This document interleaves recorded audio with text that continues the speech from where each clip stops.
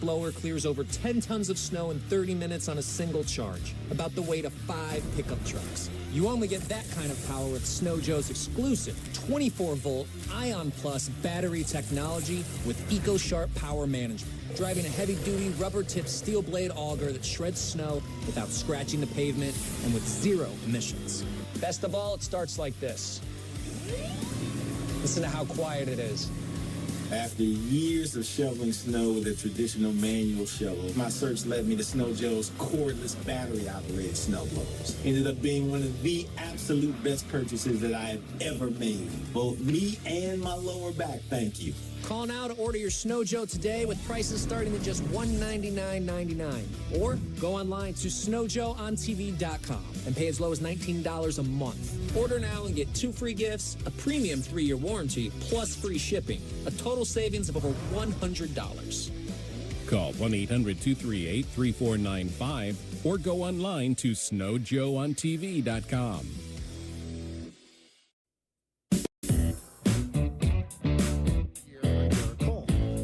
So a lot of people are freaking out. Well, why haven't they done it yet? Well, it's not as easy as you think. Now, I will start this off by saying I think they will. I think he's too important to what they do. But the fact that they're investigating things, it certainly makes sense. Remember, he missed the first half of the season with a nerve irritation in the elbow. And if you look at his swing and miss percentage, it has dropped steadily over the last 3 years. He pitched great in the postseason. There's no denying that. He can handle New York. He steps up to the moment. He appreciates what the Yankees are all about. He loves the Yankee organization. I get it. But remember, it is a business because all those things being said, that when he had an opportunity to opt out of his contract, which has 4 years at $36 million a year left over, he did. And the only way the Yankees could stop him from being a free agent is if they add a 10th year to the original 9-year contract at $36 million a year. I think they'll probably do it. Now, John Heyman of the New York Post is reporting the Yankees and Cole are moving closer to an agreement.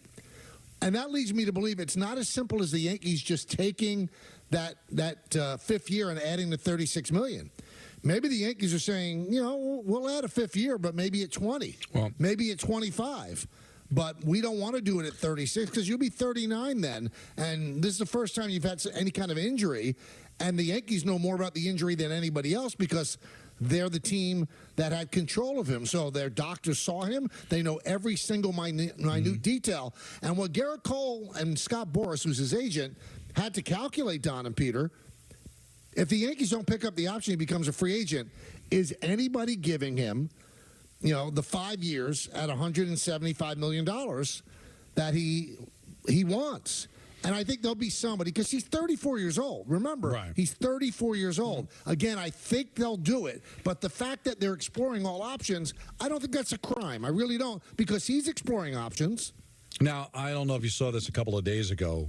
John Boy had tweeted.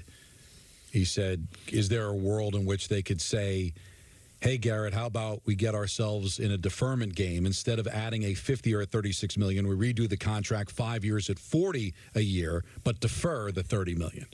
Like, is that something they could be negotiating right now? I guess. So there are ways, because I can understand that still may not age well, where you get to the end of the contract and he's a guy making a ton of money that isn't doing anything for you. You want to try to get out of that game, right? So if there's a way to not have to add that extra year, but you do add a little salary and you could defer some money, that might be the way to go. Now, there are teams that need pitchers, Michael. I mean, the Dodgers almost, won a World Series almost with nobody in their starting rotation. Would they be interested? Would the Mets get involved? So I think there'll be teams interested, but again, $36 million a year for a guy who missed half a season with an elbow issue, that's a gamble. It is a gamble. But it comes down to the same conversation. Is how much you willing to pay a pitcher, because how much do they really impact the game?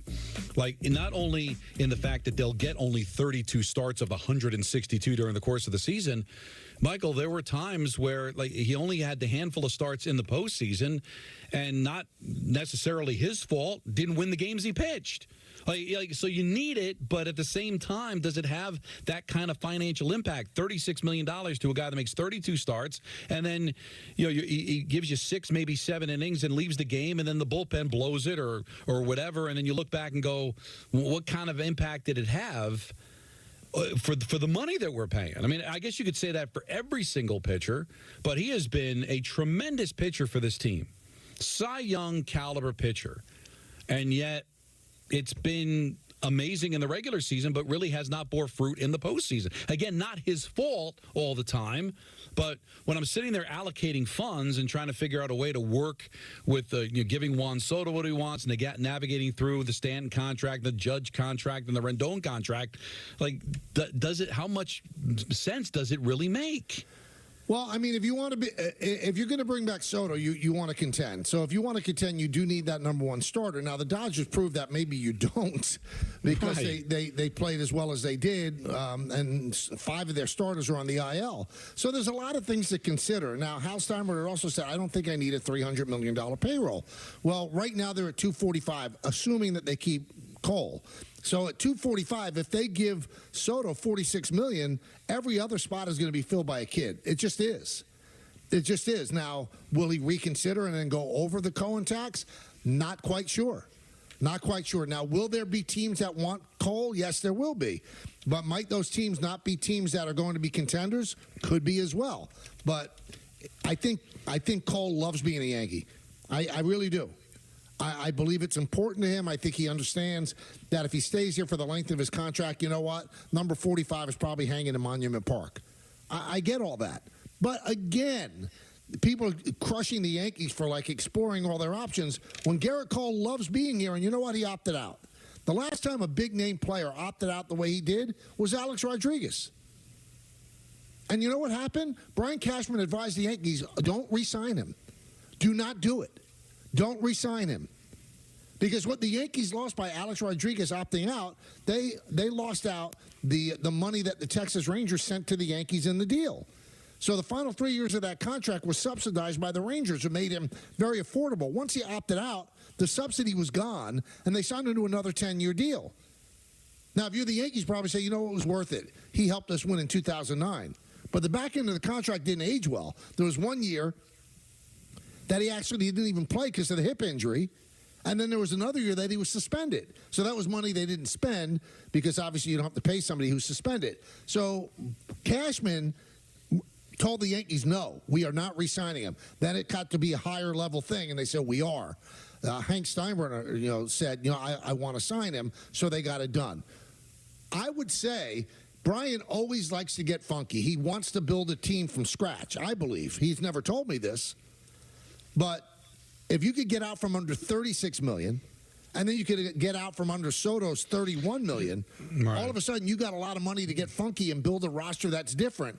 I'm not sure that that's the route they want to take. I don't think that this is the hill they want to die on. So, again, the deadline is at 5 o'clock, and I think that at 5 o'clock when you could sign anybody, at 5 o'clock. The free agency opens up. I think that Cole's going to be a Yankee. I really do. I agree, but I can understand being apprehensive about it. I can understand people having an opinion on maybe not doing it. Remember, they played some of their best baseball of the season when he was out. Yep. And didn't win his starts in the postseason. Again, both things can be true. He is an amazing Cy Young Award pitcher that could end up in not only the Hall of Fame, but also find himself in Monument Park. But at the same time, can that money be spent elsewhere to help you win? Especially when you're trying to get into another long-term marriage with a player at big-time money. So I can understand it's not being cute, Michael. I think it's actually being quite, fiscally responsible. Like this $36 million and then tacking on another year, is this going to help us win a championship? And it could be something that they're designing some kind of deferment, like what Ohtani did. Mm-hmm. Listen, we'll even bump you up to 40, but we're going to pay you $10 million a year, and we'll defer the $20 million with interest. So we'll see if they do that. By 5 o'clock, we should know. 1-800-919-3776. The Mets have offered Sean Manaea the qualifying offer, which is over $20 million. A lot of people are wondering if the Yankees are going to do that with Gleyber Torres. I have no idea. If they do, they're out of their minds. Right. I mean, because Gleyber Torres is going to take that. He'll play on a one-year deal. He's still young enough that if he has a big year, then he'll become a free agent. So the qualifying offer is $21.05 million. Gleyber Torres would be crazy if he doesn't take that. At most, he's going to get $13 to $15 million a year. He was a really good player for about 3 months in the season. But with that comes all of those errors, comes the stuff where he makes low baseball IQ stuff. And I will tell you this, just to get a draft pick, because you offer him the qualifying offer, you're not going to get the draft pick, Brian. You're going to get this guy to accept it. He's going to take 21.05. He just will. So you want him for another year at 21? Then give him the qualifying offer. If not, stay away. Don't gamble and hope that he doesn't take it, because if you offer him the qualifying offer and then he doesn't take it, his free agency is curtailed, because some teams don't want to give up that draft pick. And if you offer him the qualifying offer and he grabs it, that's $21 million on your payroll that you're not going to be able to get off. 257, 15 homers, 63 ribbies. You want to pay a second baseman who leads the majors in errors at the position $21 million, and on-base percentage of .330, slugging at .378. That's worth $21 million? I don't think so. Again, we'll know by 5 o'clock, but I'd be stunned if they did that. Stunned. Now, I'm not stunned that the Mets gave Manaea the qualifying offer. If he takes it, they'd love it. Why wouldn't you? You get a pitcher for 1 year at $21 million who showed that he could pitch in New York. And your preference with pitching is to get a 1 year deal. So if they get hurt, that's it. It's over with. Let's go to Morris in Florida. Morris. Yes, I think the Yankees will be making a big, big mistake if they sign Cole and So-So. That's a lot of money. They can rebuild the team. They have to replace at least 7 guys. Now, it's just seen on the television that they didn't offer, they declined Trevino. They need another catcher. No. That's the pitcher, Lou Trevino. For 50, and they had him back. Morris, wait a minute. That's the pitcher, Lou Trevino. That's not Jose Trevino. He's a free agent. Right. That's a catcher, Trevino. Lou Trevino, the pitcher, is the guy they declined. Oh, I'm sorry. I thought it was the catcher. That's okay. The catcher is a free agent, though. They need another catcher. You're right. Right. They haven't had a good backup catcher in the last 10 years that they could hit. I don't know why a catcher doesn't hit better than they do. They see 1,000 pitches more than anybody else. You mean to say they can't tell that when the pitcher's going to come out of his hand where it's going to go? They swing at pitches like a 2 foot outside the strike zone. They're pathetic. Well, Morris, we thank you for the phone call. No, I like this. Oh. I see a lot of pitches, too. I couldn't foul a ball off. I mean, what does that mean? Well, there aren't that many great offensive catchers. He thinks because you see a lot of pitches that you could hit them? I mean, listen, it is odd that these days there aren't a lot of them. I could see what he's saying, but I don't know if the fact that they see it's not the same. Yeah, but you wanted to keep him. Because you wanted to make fun. That's what you wanted to do. No, because I miss Morris. You're hurting me. Well, that wasn't at Morris, though. I was holding out hope, though. That's a very difficult question. Well, you're holding out hope that he returned from the dead? It crossed my mind for a second. We don't know that he's died. His family has told us he's died. No, not Morris. Oh, yeah. Yes. Please don't scare me. Yeah, you're right. Well, Don, I think you should be scared. No, scared that I would miss that. There's something wrong with him. Let's go to Zach in Chicagoland. Please. Hey, Michael Don Pierre. Thank you for taking my call. Hope y'all had a good weekend. Yes, you too. Too short. Thank you. I know it's a lot to still happen in the offseason, albeit. But that said, let's say Soto doesn't return to the Yankees. With the moves that could possibly be made in reaction to that, do you think it'll be enough to keep the Yankees in the World Series conversation or more in the wild card conversation? Thank you. Well, I mean, they always build a team to try to go to the World Series, so they're not going to just flip over the table and say we're done if Soto goes somewhere else. Maybe they go out and get Santander. Maybe they make a trade for Anthony Rendon. Or not Rendon. No, you don't want to do that. Nolan Arenado. Because the Cardinals are just dumping people. Maybe you sign Christian Walker at first base. There are options for them to go and rebuild their roster if, in fact, they lose Soto. Now, their preference is to keep Soto, but if they don't sign Soto, you think that's it? they're not going to compete next year? Aaron Judge is going to be 33 in April. Garrett Cole is 34 years old. Stanton's 35. You think they're going to rebuild? They're not going to rebuild. They don't rebuild. They reload. So, yeah, plan A, B, and C is to keep Soto. But after that, they're not going to throw up their hands and say, we can't do it. They're going to get creative and get other people. There are other players out there. Bregman's a free agent. Santander's a free agent. Sasaki might come from Japan. You'd love to have him. He's 23 years old. There are things you could do. So please don't think it's over if they lose Soto. I hope that they don't, but I mean that's silly thinking. John in Connecticut. John. I'm next, Bart. Here we go.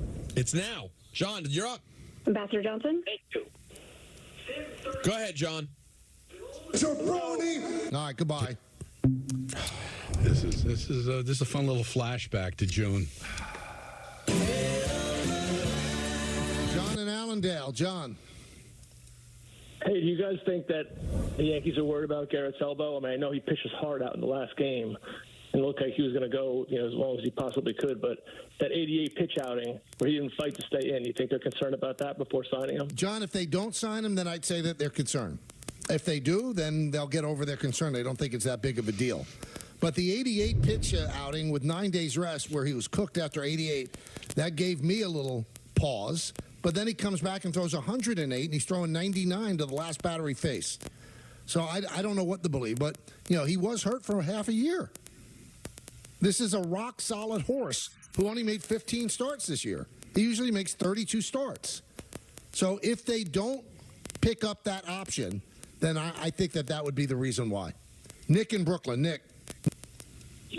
Hey, what's up, fellas? How you doing? I just want to say I wouldn't re-sign Soto for the $600 million or Cole, because if you spend, you could fill up at least 3 or 4 spots with those guys, and you got Cole at 39 years old. I don't know. What do you think? Yeah, but Nick, you could say you could fill in the spots, and you can, but is anybody going to approximate Soto at 26 years old? We thank you for the phone call. Is anybody going to be Garrett Cole over the next couple of years? Now, maybe that 5th year is not going to age well. Maybe 8 and 9. Year 8 and 9 is not going to age well with Judge. That's the horror of long-term contracts. But if you're going to be in the market for a guy like Soto, there's going to be a team that's going to give him 14 years. You're going to have to think about it. Do you want him? And it's going to be a lot of money. Do you want him? So, yeah, you could spread that money around, but will the sum of the part of the money that you spend equal the war that you're losing by losing Cole and Soto? Dion in the car. Hey, Michael K., Don, Peter, how you guys doing? Good, how are you? I'm doing all right, man. I hear you talking about this Garrett Cole guy. This guy is a wuss, Michael. He can't go more than 6 innings. Yeah, he pitched good in the last game, but you remember that game with Devers where he's scared to pitch people? Like, come on, man. You don't need that guy paying him $36 million, adding another year on, and he's hurt. Well, first of all, we don't know how hurt he is. Second of all, the guy won the Cy Young last year. He's one of the top 3 pitchers in all of baseball. So, I mean, throwing around the word wuss is a little strong, don't you think? I do think it's a little strong, but I'm very disappointed with him. In the Dodgers game, that 88 pitch, he didn't even try to stay in the game, man. But okay, in Game 5, he threw 108 pitches.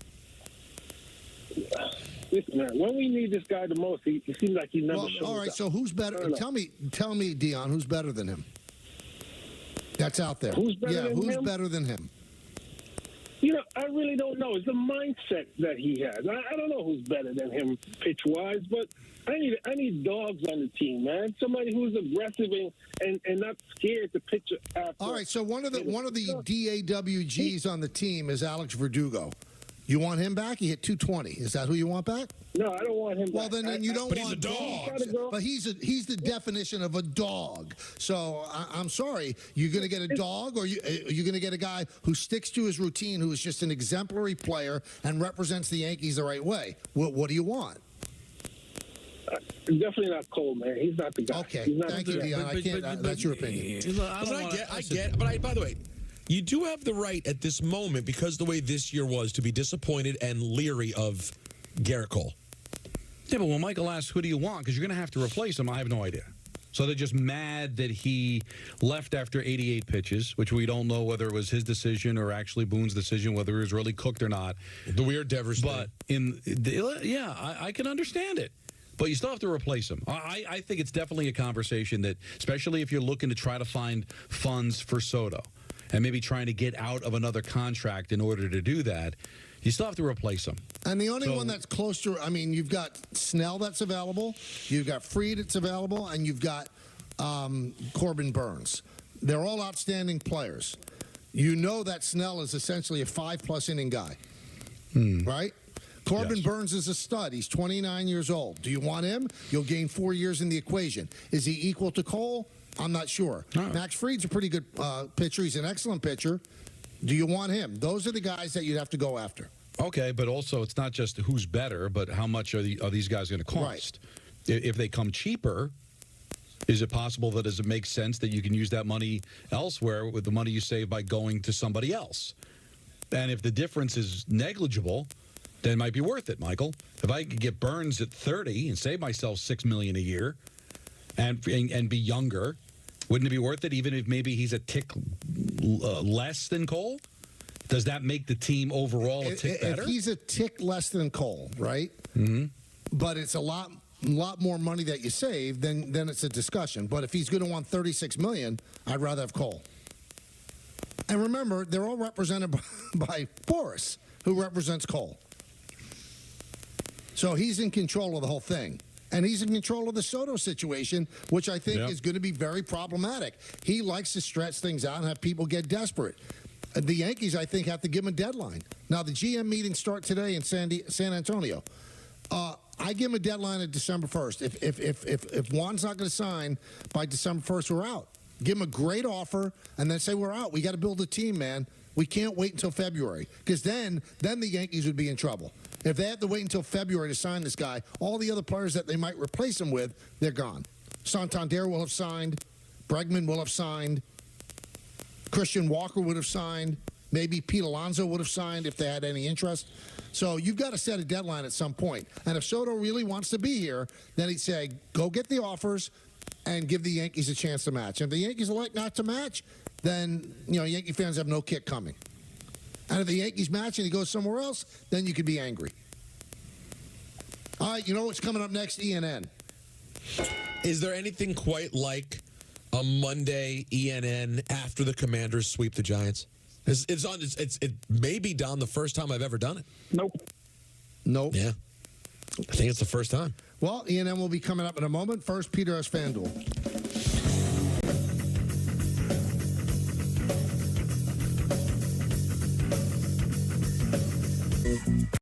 With ButcherBox, you never have to worry about what's for dinner. We deliver grass-fed beef, organic free-range chicken, humanely raised pork, wild-caught seafood, and so much more. Get high-quality meat sourced from trusted partners with free shipping always. So you can always be prepared and enjoy the important things. Sign up for ButcherBox today. Acorns is built to put investing at the center of your money. Every time you pay for something, they invest the spare change. Every time you get your paycheck, they automatically invest a little bit of it. And even when you buy from some of your favorite brands, Acorns gets you bonus investments. Yes, that's what it means to be growth-minded. To find every chance you can for your money to grow. Acorns, grow your own. EOS just dropped 2 new lotions. Y'all want to know what they smell like, so let's get into it. Right off that, strawberry dream getting a 10 out of 10 out of 10 out of 10 from me. You're going to smell very edible, real delectable. It's so light and fluffy. It's like the perfect strawberry scent. I love it so much. Champagne is a very sweet, fruity scent. What? The notes in here are pear champagne, ruby pomegranate, and plum suede. I love these so bad. Like, this is perfect. I love being a girl. I wanted to improve my credit score as quickly as possible. Borrowing from the start was incredibly simple. The interest rates were incredibly attractive. Going through the process took just a couple of minutes. The approval process was basically instantaneous, and I got the money within a few days. Paying off those credit cards meant a lot. Felt empowering to have control over my own credit destiny. There couldn't be a simpler process for paying off your credit cards.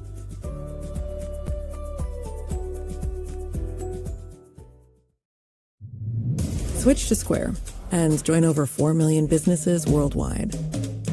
Switch to fast setup and even faster checkouts. Switch to making every sale the way you want and the way they want, too. Switch to one system connecting every tool to every task, even as your business grows. Gain time and peace of mind with tools that bring everything together. Switch to Square today. Visit square.com to get started. Where'd you get those shoes? The ones that are in it to win it. That always make the grade.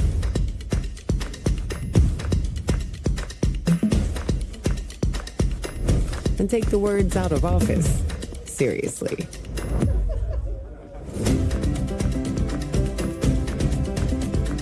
A shoe for every you. At DSW. Jamie.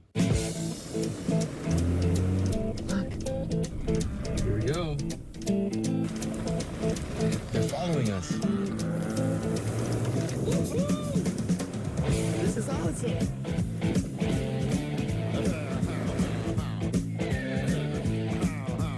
Idiot. The first ever Nissan Rogue Rock Creek. Get 3.39% financing on the 2025 Rogue Rock Creek or get a low $259 per month lease on the 2024 Rogue. Untuck It makes every guy look better. From tall to short, from big to slim. From our iconic button-downs for all shapes and sizes to a whole lot more. Try us today. Untuck It. We just make guys look better. Oh, and we make great styles for her, too. Find the perfect fit at untuckit.com in more than 80 stores worldwide. Welcome to the Warehouse, home of Blitzball Battle 5, where the big leagues meet the backyard. Pro athletes and some not pro athletes. Hearts on the line. Games that matter just enough. On to the final! Blitzball Battle 5 premieres November 4th. Watch all year round on Warehouse Games YouTube.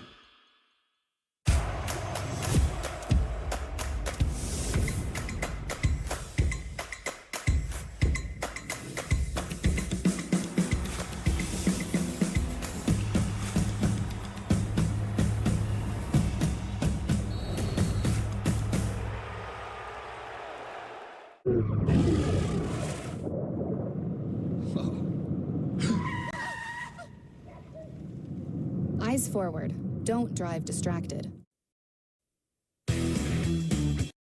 Chris Sheeran back here for the Michael K. Show. This look at the Nets wrapping up their 3-game homestand is brought to you by Montefiore Einstein, the official hospital of the New York Yankees. Brooklyn will be looking to bounce back from their loss last night to the Pistons, and they'll have to defeat the Grizzlies for the second time in 5 days on the second night of a back-to-back. This will wrap the season series, by the way, with the Grizzlies. After losing 2 straight to the Bulls and Nets, Memphis is coming into Brooklyn on a 2-game winning streak after thumping the Bucks and the Sixers. The game will feature 2 of the game's most prolific scorers in John Morant and Cam Thomas. The Nets are 5th in the league in 3-pointers made, while the Grizzlies come in tied with the Warriors in assists per game and tied for 3rd with Indiana in field goal percentage. Our coverage live from Barclays Center begins with the pregame show at 7:30, followed by opening tip a little after 8 o'clock. It's the Nets and the Grizzlies wrapping up their season series. Coverage starting tonight at 7:30 right here on Yes.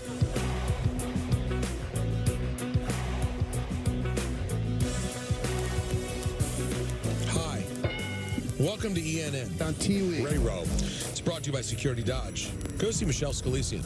Come get some! Yeah! Let's start off by saying good evening to Michael, myself, and the caller. John in Connecticut. John. I'm next, Bart. Here we go. It's now. John, you're up. Can never happen. Good evening to Don.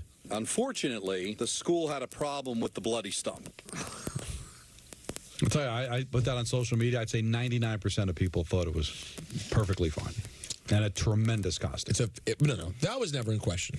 The quality of the costume was never even a conversation. Never.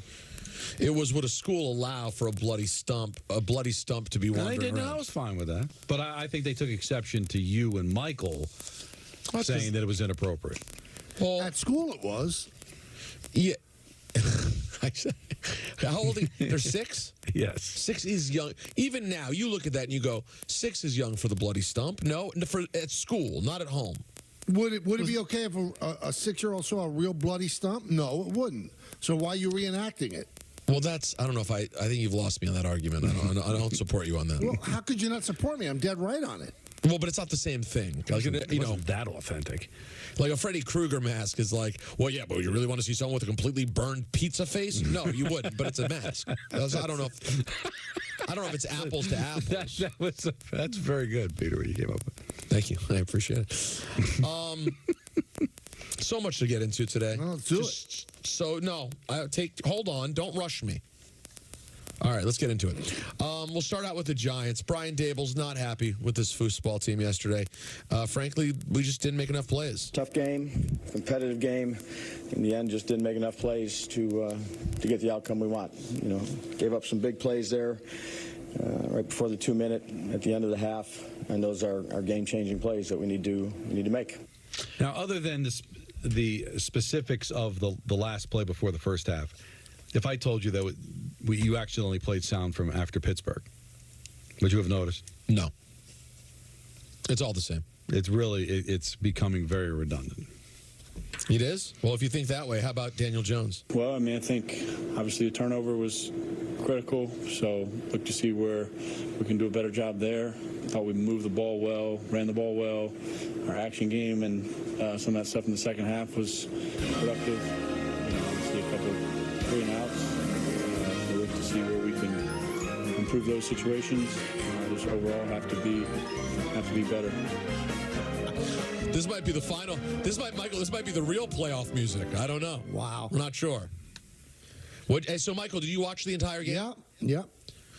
I know you were busy with the baseball season for a long time, and yesterday wasn't like anything insane. But just tell me, what were your thoughts on my sweet, sweet, wonderful Jaden Daniels? I don't think he had a breathtaking game. I thought he played well. He kept things controlled. He's good. I don't know if he's great yet, but he's good. You don't know? Yeah. You're still not sure, huh? Yeah, if that's just one game, they lost to a better team. They had some fight in them, but that's not enough. That can't be the compliment. It's like, oh, she's got a nice personality. There's got to be something more than just they play hard. They stay in the game. Well, the idea is to win games, and they've lost 7 of 9. But Peter's talking about Jaden Daniels. Yeah. That's what he wants to know.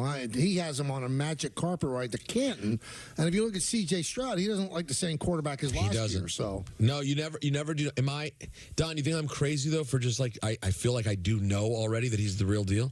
Yeah, I think you're crazy because you said we've been fooled. You got to stop. No. You got He's good. But Don, you don't let Michael lie like that. Do you hear what he said? I heard what he said. What did he say? Heineke. You said the same thing about Heineke. Did I ever once say that? No. I mean, you liked Heineke. I did. There was a little bit of an upside. But no, this is somebody that was drafted to be special, and so far in his rookie season, he has been special. But this league is all about consistency. And the more games he plays, the more of a film's going to be on him. There's going to be ways. That's why this week against Pittsburgh is going to be very interesting. Tomlin goes to school on guys like this, and we'll see. So, to say he's on the fast track to being the next great quarterback in this league, I'd pump the brakes. But to be completely thrilled with what you're seeing right now, taking an irrelevant franchise and making them very relevant. I mean, you take a look at the landscape of the NFC. The only teams you could say are clearly better than Washington right now would be Detroit. Yeah. I can't say that about Philadelphia. I can't say that about Atlanta or Tampa or San Francisco. Or Minnesota. They're all the same. Now, 5 weeks from now, it could completely change, right? It's very fluid. Obviously, Vegas isn't in love with them yet. No. Because they want to wait and see. But no, let them be excited, Michael. I mean, this is Clearly the best quarterback they've had in a long time. The touchdown before halftime on Banks' head to McLaurin was a beautiful throw. I mean, he really does. Both touchdowns to McLaurin, not complicated, not reinventing the wheel, but for a rookie, he's just doing some special stuff. Also, they did it all yesterday without Brian Robinson. But how good a pickup was Austin Eckler, by the way? That's the kind of guy you want to grab. Right? That's what you do, Michael. You see? You see? I hear you. All right. We mentioned this earlier. Actually, no. Let me pause for a second before I go there. Let's stay with the foosball for a second. Yeah, it doesn't happen often, but I'm going to recalibrate, and move forward. Dak Prescott is expected to miss several weeks with a hamstring injury, according to Adam Schefter. Let's hear from Shefty. Dak Prescott has been going through testing, but testing has shown that he's got a hamstring injury that's going to sideline him, I'm told, several weeks. Now, what is several weeks? More than one. That's what we know right now. And he said yesterday after... Yeah. God, how do I put this, Joe? I'm good. I cut it specifically because several was more than one. You know what? Love the guy. Great information. I'm good. What is several weeks, though? It's more than one. Well, you know what? No, well, listen. Only Shefty can give you that. I mean, you idiot. By the way, the Dak's injury was not the biggest story about Dak Prescott yesterday. No. The biggest story about Dak Prescott, at least according to the social media, was Dak Prescott being shown on the sidelines saying to a teammate, quote, "We suck. We bleeping suck." And a lot was made of it. Can I tell you, guys, it's such a to me that is such a nothing burger. He's right. They do. They do. But how often does that happen? You're sitting around, you're seeing your team play terrible. How many times in history has someone looked at their teammate and gone, "We suck"? That's not unusual. No. He's disgusted by them right now. How would he not be? Now, I'm just still confused by, and I'm still waiting for an explanation. Why this past offseason did everyone decide Dallas was going to be really good again? Because it just, like we keep doing with the Jets. Right. Eventually you'll be right. No, and because it's the same thing. The national media has to want them to be good. All they did was sink tons of money into Dak and CeeDee Lamb. How almost identical is Doc Rivers to, what's the matter? I have breaking news. Oh, no, that's done? Okay. All right. I have a John Heyman report that the Yankees and Garrett Cole have come to an agreement. Wow. The great national nightmare is over, according to John Heyman. Yay! Right. Well, I do not have... You don't have specifics? I do not have the specifics. They have agreed to stay together. That is all. We'll get you more shortly. That's what... Go ahead, Anthony. Nothing important. Nothing. Okay. So we don't have any details. So how almost identical is Mike McCarthy to Doc Rivers? Ooh, they look different. Well, I'm just saying from a coaching standpoint, because they both have championships, but... And Doc Rivers' team is 1-5. And also, there's a problem. He's exactly like 500 since taking over the Bucs. And to your point, every year, because the Cowboys will send 10 guys to the Pro Bowl and play 12 nationally televised games. But this is the same song and dance. And I think Dak is a good quarterback.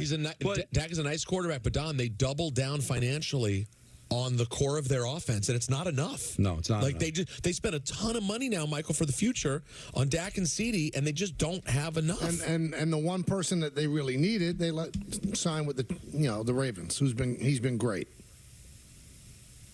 I love that story. I still love the Derrick Henry and the Purple Birds. He lives in Dallas, Peter. He wanted to play for the Cowboys. So they bring back Ezekiel Elliott, who's always late to meetings, doesn't show up, and was a non-active player yesterday. There was a shot of McCarthy looking at the computer, the iPad, and slamming it down on the ground. Mm-hmm. And Charlie looks at me and said, "Why would he do that to a perfectly good computer?" I said, "Son, I don't know." You know what? It's better than lying to him or giving an answer. Was that your actual answer verbatim? Yes. I think I said Charlie. Son? Charlie, I don't know. I hate saying I don't know, but it's better than coming up with the wrong answer. That's what makes you better than most parents these days. But a lot of parents, they just lie and try to make something up, but they don't know anything. Now here's a little bit more from Heyman. Cole will continue on with his existing agreement with the thought that an extension discussion will occur later. Both sides wanted to stay together, so they did. So Not a sexy agreement, but an agreement nonetheless. So he may get the extra year. It may get deferred. Something's going to happen, but he's cool to wait until there's resolution. I guess that's okay. You know what? I need everyone to stop talking. All right. There's been something I've been thinking about all day, and I'm so excited to share it. It may not be viewed as an important story, but it's meaningful to me. Okay. Because on this show, if nothing else, with very few exceptions, we like to call out our friends when something unfortunate happens on the air. And on ESPN Radio this weekend, our dear friend... Oh, this was awful. Chris Carlin was calling the Florida-Georgia game. The third quarter comes to a close here in Jacksonville. That is the end of the third quarter. Georgia 20, Florida 13, with 15 minutes to go. This is college football.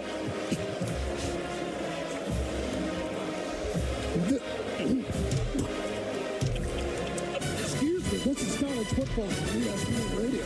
Oh, my God. Now, if you take a look at the video, it's twice as fun because when you listen to the audio, you're legitimately concerned he might be having a stroke or die. Right.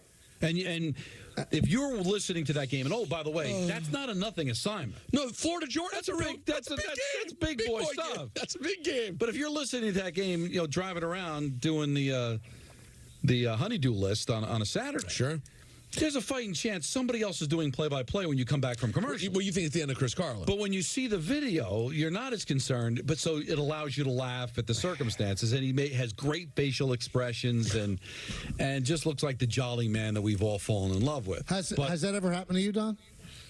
Oh, yeah. To that level? Michael, I think it's only right before Ian closes out that we hear it one more time, don't you think?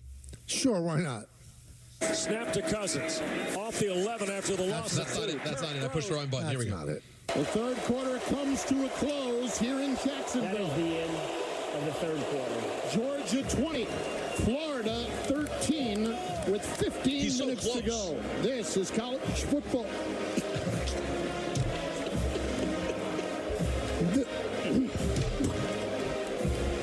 Excuse me, this is college football on ESPN Radio. I need the last little one when he just goes, oh, my. Also, why didn't they just go to break? He's reading the dumb card. Just go to break. Let him. I know. Save the guy. Because he's given the sponsor. I mean, you got to get that in. Come back with the sponsor. He was so close to making it out too. This is all he had to get out, Michael, was college football. Yeah. He was right there. Yeah. No, this was pre-COVID, so it would have been much different if it was during or after COVID. I was doing a Ranger game at the Garden, and I had a similar moment. Not to that point, but a similar moment. Dave's calling the game with me, and Dave is sick. Like, he's got a cold. So he's drinking his water, and I need the clear. And while it's happening, he's handing me his water. And I'm like shaking off, like, no, I don't want to drink your water because I don't want to catch what you have. So I ended up having to fight through it. But not to that point. This is college football. Listen, all right, that'll do it for ENN. But he sent it out. That's why you got to love the guy. I got to tell you what, Peter, you're going to say this much. It might be time to step down if I'm him. No, come on. You can't have that. Call for his job. That's Georgia, Florida, my friend. That's not some podunk thing. Brought to you by Security Dodge. 24/7 at SecurityDodge.com. During their Black Friday sales event. We love you, Chris. Oh God. I know he might need some better help. God bless. God bless. That's a great point, Michael. He may need better help. I texted him last night, by the way, when I first saw it. I said, I'm laying in bed. My wife was sleeping, and I was hysterical to myself, just scrolling through my phone in the dark. And I texted Chris to say, you'll be hearing this tomorrow on the program. All right, guys. This message is brought to you by BetterHelp.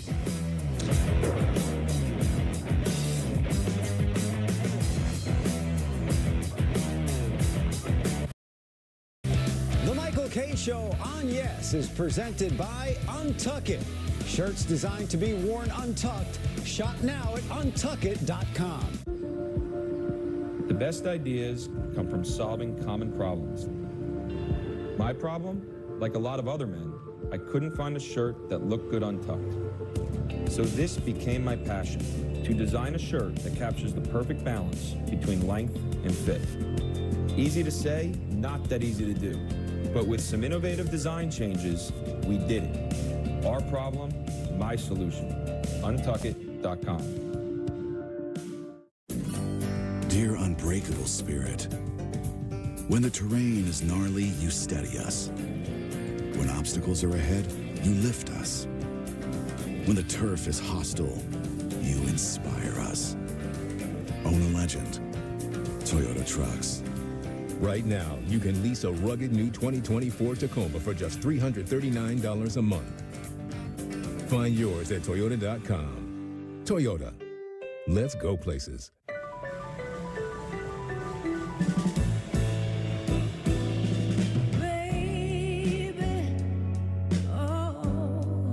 Can't you make up your mind? Oh, 'cause you're so far away.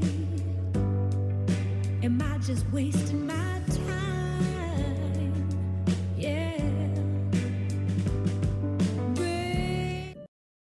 At this very moment, Doctors Without Borders is on the ground in communities around the world, delivering life-saving medical care where it's needed most. Our teams are bandaging war-wounded patients caught in the crossfire in Sudan, providing clean drinking water in Haiti, and performing emergency C-sections in Yemen. Doctors Without Borders teams are in over 70 countries worldwide, bringing patients from sick to recovering, from emergency to aid, from crisis to care. This life-saving work is made possible by our movement of supporters. People like you, who help our patients even when they're half a world away. At Doctors Without Borders, we won't stop working to bring our patients and their communities from crisis to care.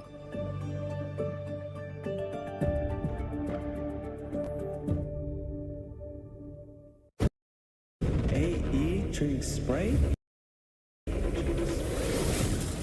AE drink Sprite. You want to hoop like me? Practice. You want a refreshing drink? Obey your thirst.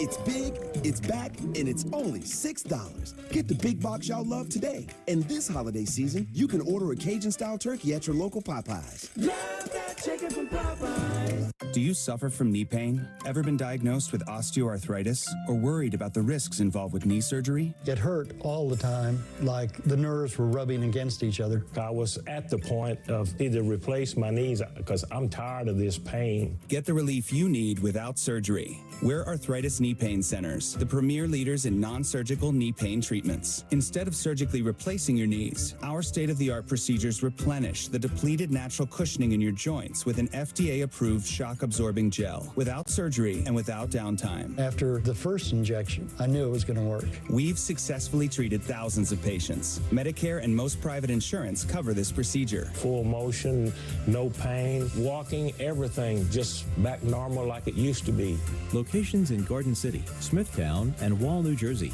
Call 1-800-834-5911 for a no-charge, no-obligation knee pain assessment, or go to arthritis-kneepain.com. At Manchester City Football School, both boys and girls can train and develop at a world-class facility. This course helped me develop my football skills a lot.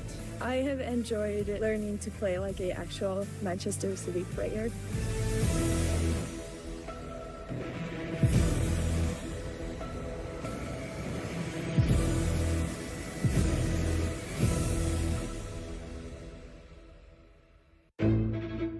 A team grows in Brooklyn.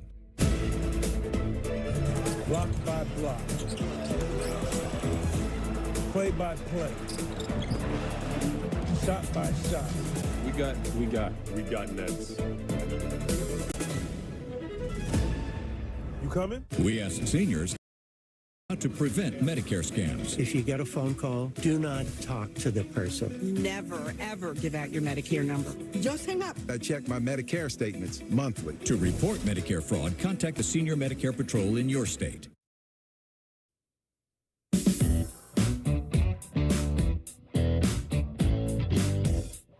during ENN, Peter said that the Yankees and Cole have come to an agreement to discuss an extension. Now, let me try to decipher this as best as I can. The opt-out was to get a fifth year tacked on at $36 million, so he wouldn't be a free agent.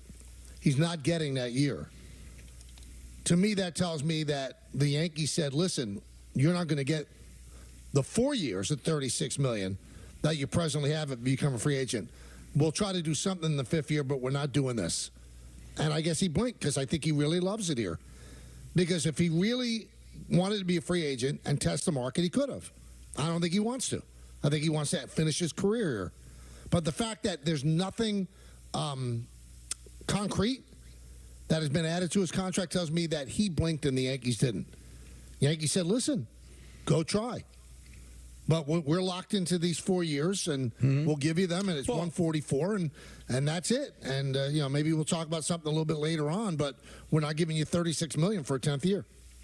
You're probably right. I mean, that's most likely how it went, or maybe it's just a case of, hey, I want to stay here, so let's work this out. I don't want to go anywhere else. But they didn't work out anything. But he's staying. Right, with the same contract. 4 years, 144. Now, but is the motivation the fact that you're not going to get it anywhere else, or hey, I don't want to get it anywhere else. I want to stay here. Well, maybe that fifth year was so time consuming that they didn't want to be free agents. So the deadline was 5 o'clock, and they got it done. Yeah. So they say discussions on a potential contract extension will continue, but he has no leverage anymore, Don. No. Because he's not a free agent. So the only leverage he had was, well, I'm going to go out and get a better offer. He didn't do that. He wanted to say they wanted him here, but it looks like they didn't want to give him that fifth year. So the question is, did he throw away his leverage because he wants to be a Yankee, or he realizes that if I go test free agency, it's not going to be any better than where I am right now? Right? Is there anybody else that was going to give him more, that where it'd be worth him to become a free agent? Probably Cole and Boris looked around. 34-year-old pitcher coming off a half a season when you were on the IL. Yeah. I don't know if there's going to be a team that gives you 4 for 144 or 5 for 180. That's what it would be. Now, you wonder, it's such a copycat league, and sports is copycat. Like, does anybody look at the way the Dodgers won and said, you know what, maybe getting in bed with these pitchers at big money and long contracts, the way they get hurt, how much the game changes once they leave. They don't pitch a ton of innings anyway. We don't want them to pitch a ton of innings. Are we going to start to see a world, Michael, where that the formula the Dodgers used, and they used that in necessity, because all their pitchers got hurt, but is it a window into the future of how pitchers' contracts are going to be handled? They signed Yamamoto a 10-year deal. They signed Glasnow, who's always hurt, to a 5-year big money deal. So they do sign big money contracts. But I'm not talking about the Dodgers. The Dodgers didn't do it by design. They did it out of necessity because everybody got hurt. But will another team, especially teams that don't have a ton of finances, look at that and go, let's do what the Dodgers did. Why are we investing all this money in pitchers, long-term contracts, big money each year? Why don't we try to, what the Dodgers accidentally stumbled into, is that maybe a way that teams might want to go? Instead of having to pay all this money to pitchers who end up getting hurt, need Tommy John. We don't want them going the third time through the order. Why am I paying a guy north of $25, $30 million a year, and I'm itching to get him out of the game after 5? It's just, I know you've been a big proponent of this, and I think that an ace does help you because he gives you more innings, but they don't let pitchers pitch. Right. So, I mean, I don't understand why they're so hot and heavy to, give big money contracts. They don't let pitchers pitch. They just don't. Because we talk about Snell, right? How his first complete game of his career was his no-hitter. Yep. But was that his fault? Or was it just he was on the Rays for most of his career? The Rays didn't want him going a third time through the order. We saw what happened when they pulled him for the World Series against the Dodgers. So we blame the pitcher, but these organizations, I don't want them going a third time through the order. I don't want them pitching more than 5. I've got filthy guys coming out of the bullpen. Yeah, so why am I paying all that money? Why give him $36 million for 5 or 6 years when at most they're pitching 200 innings? Now Cole's the outlier because he can give you innings. But Michael, at 34, it's only going to be more, precarious. Right, so he's going to end up being a guy that's probably not going to give a lot, like when he's 36, 37 years old, making that money. Well, one of the Dodgers spoke a lot of trash. It happened to be a Dodger that didn't pitch in the postseason, but he talked a lot of trash. We'll talk about that when we get back. But first, Don has something to tell you. Friends, go.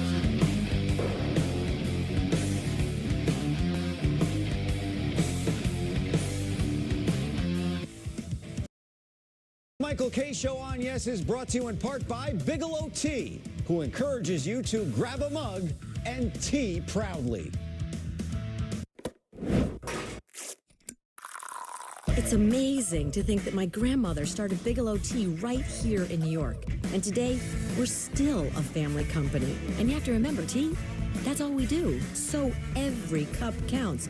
That means never compromising. My family won't let that happen. And our extended family, they give their all every single day. And our community, well, they expect that. I want a cup of Bigelow Tea to be a moment just for you. That's what I hope for. In New York, all that anyone is looking for is a chance. In a place with endless possibility, New York Public Schools gives students the chance to find their voice in a chorus of millions, to play their first notes before striking a chord with the rest of the world, to learn small lessons in the gym before shining in the league, to not just study the stars, but see them up close. And every time you take a chance on the New York Lottery, our schools win. You know, when I take the bike out like this, all my stresses just melt away. I hear that. This bad boy can fix anything. Yep, tough day at work. Nice cruiser sort you right out. When I'm riding, I'm not even thinking about my painful cavity. Oh, you shouldn't ignore that. And every time I get stressed about having to pay my bills, I just hop on the bike, man. Oh, come on, man. You gotta pay your bills. You don't have to worry about anything when you're protected by America's #1 motorcycle insurer. Well, you definitely do. Those things aren't related, so... Ah, yee! Oh, that is a vibrating pain. Here we go. They're following us. This is awesome.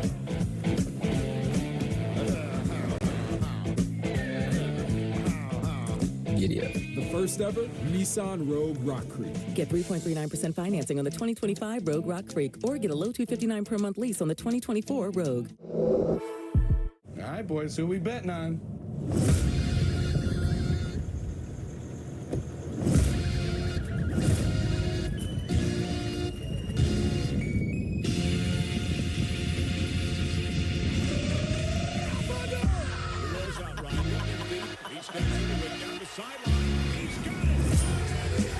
However you bet, whoever you are, the sports book for every kind of player. Hard Rock Bet. Roll with us. On the next Cyber Monday, here's something you should know.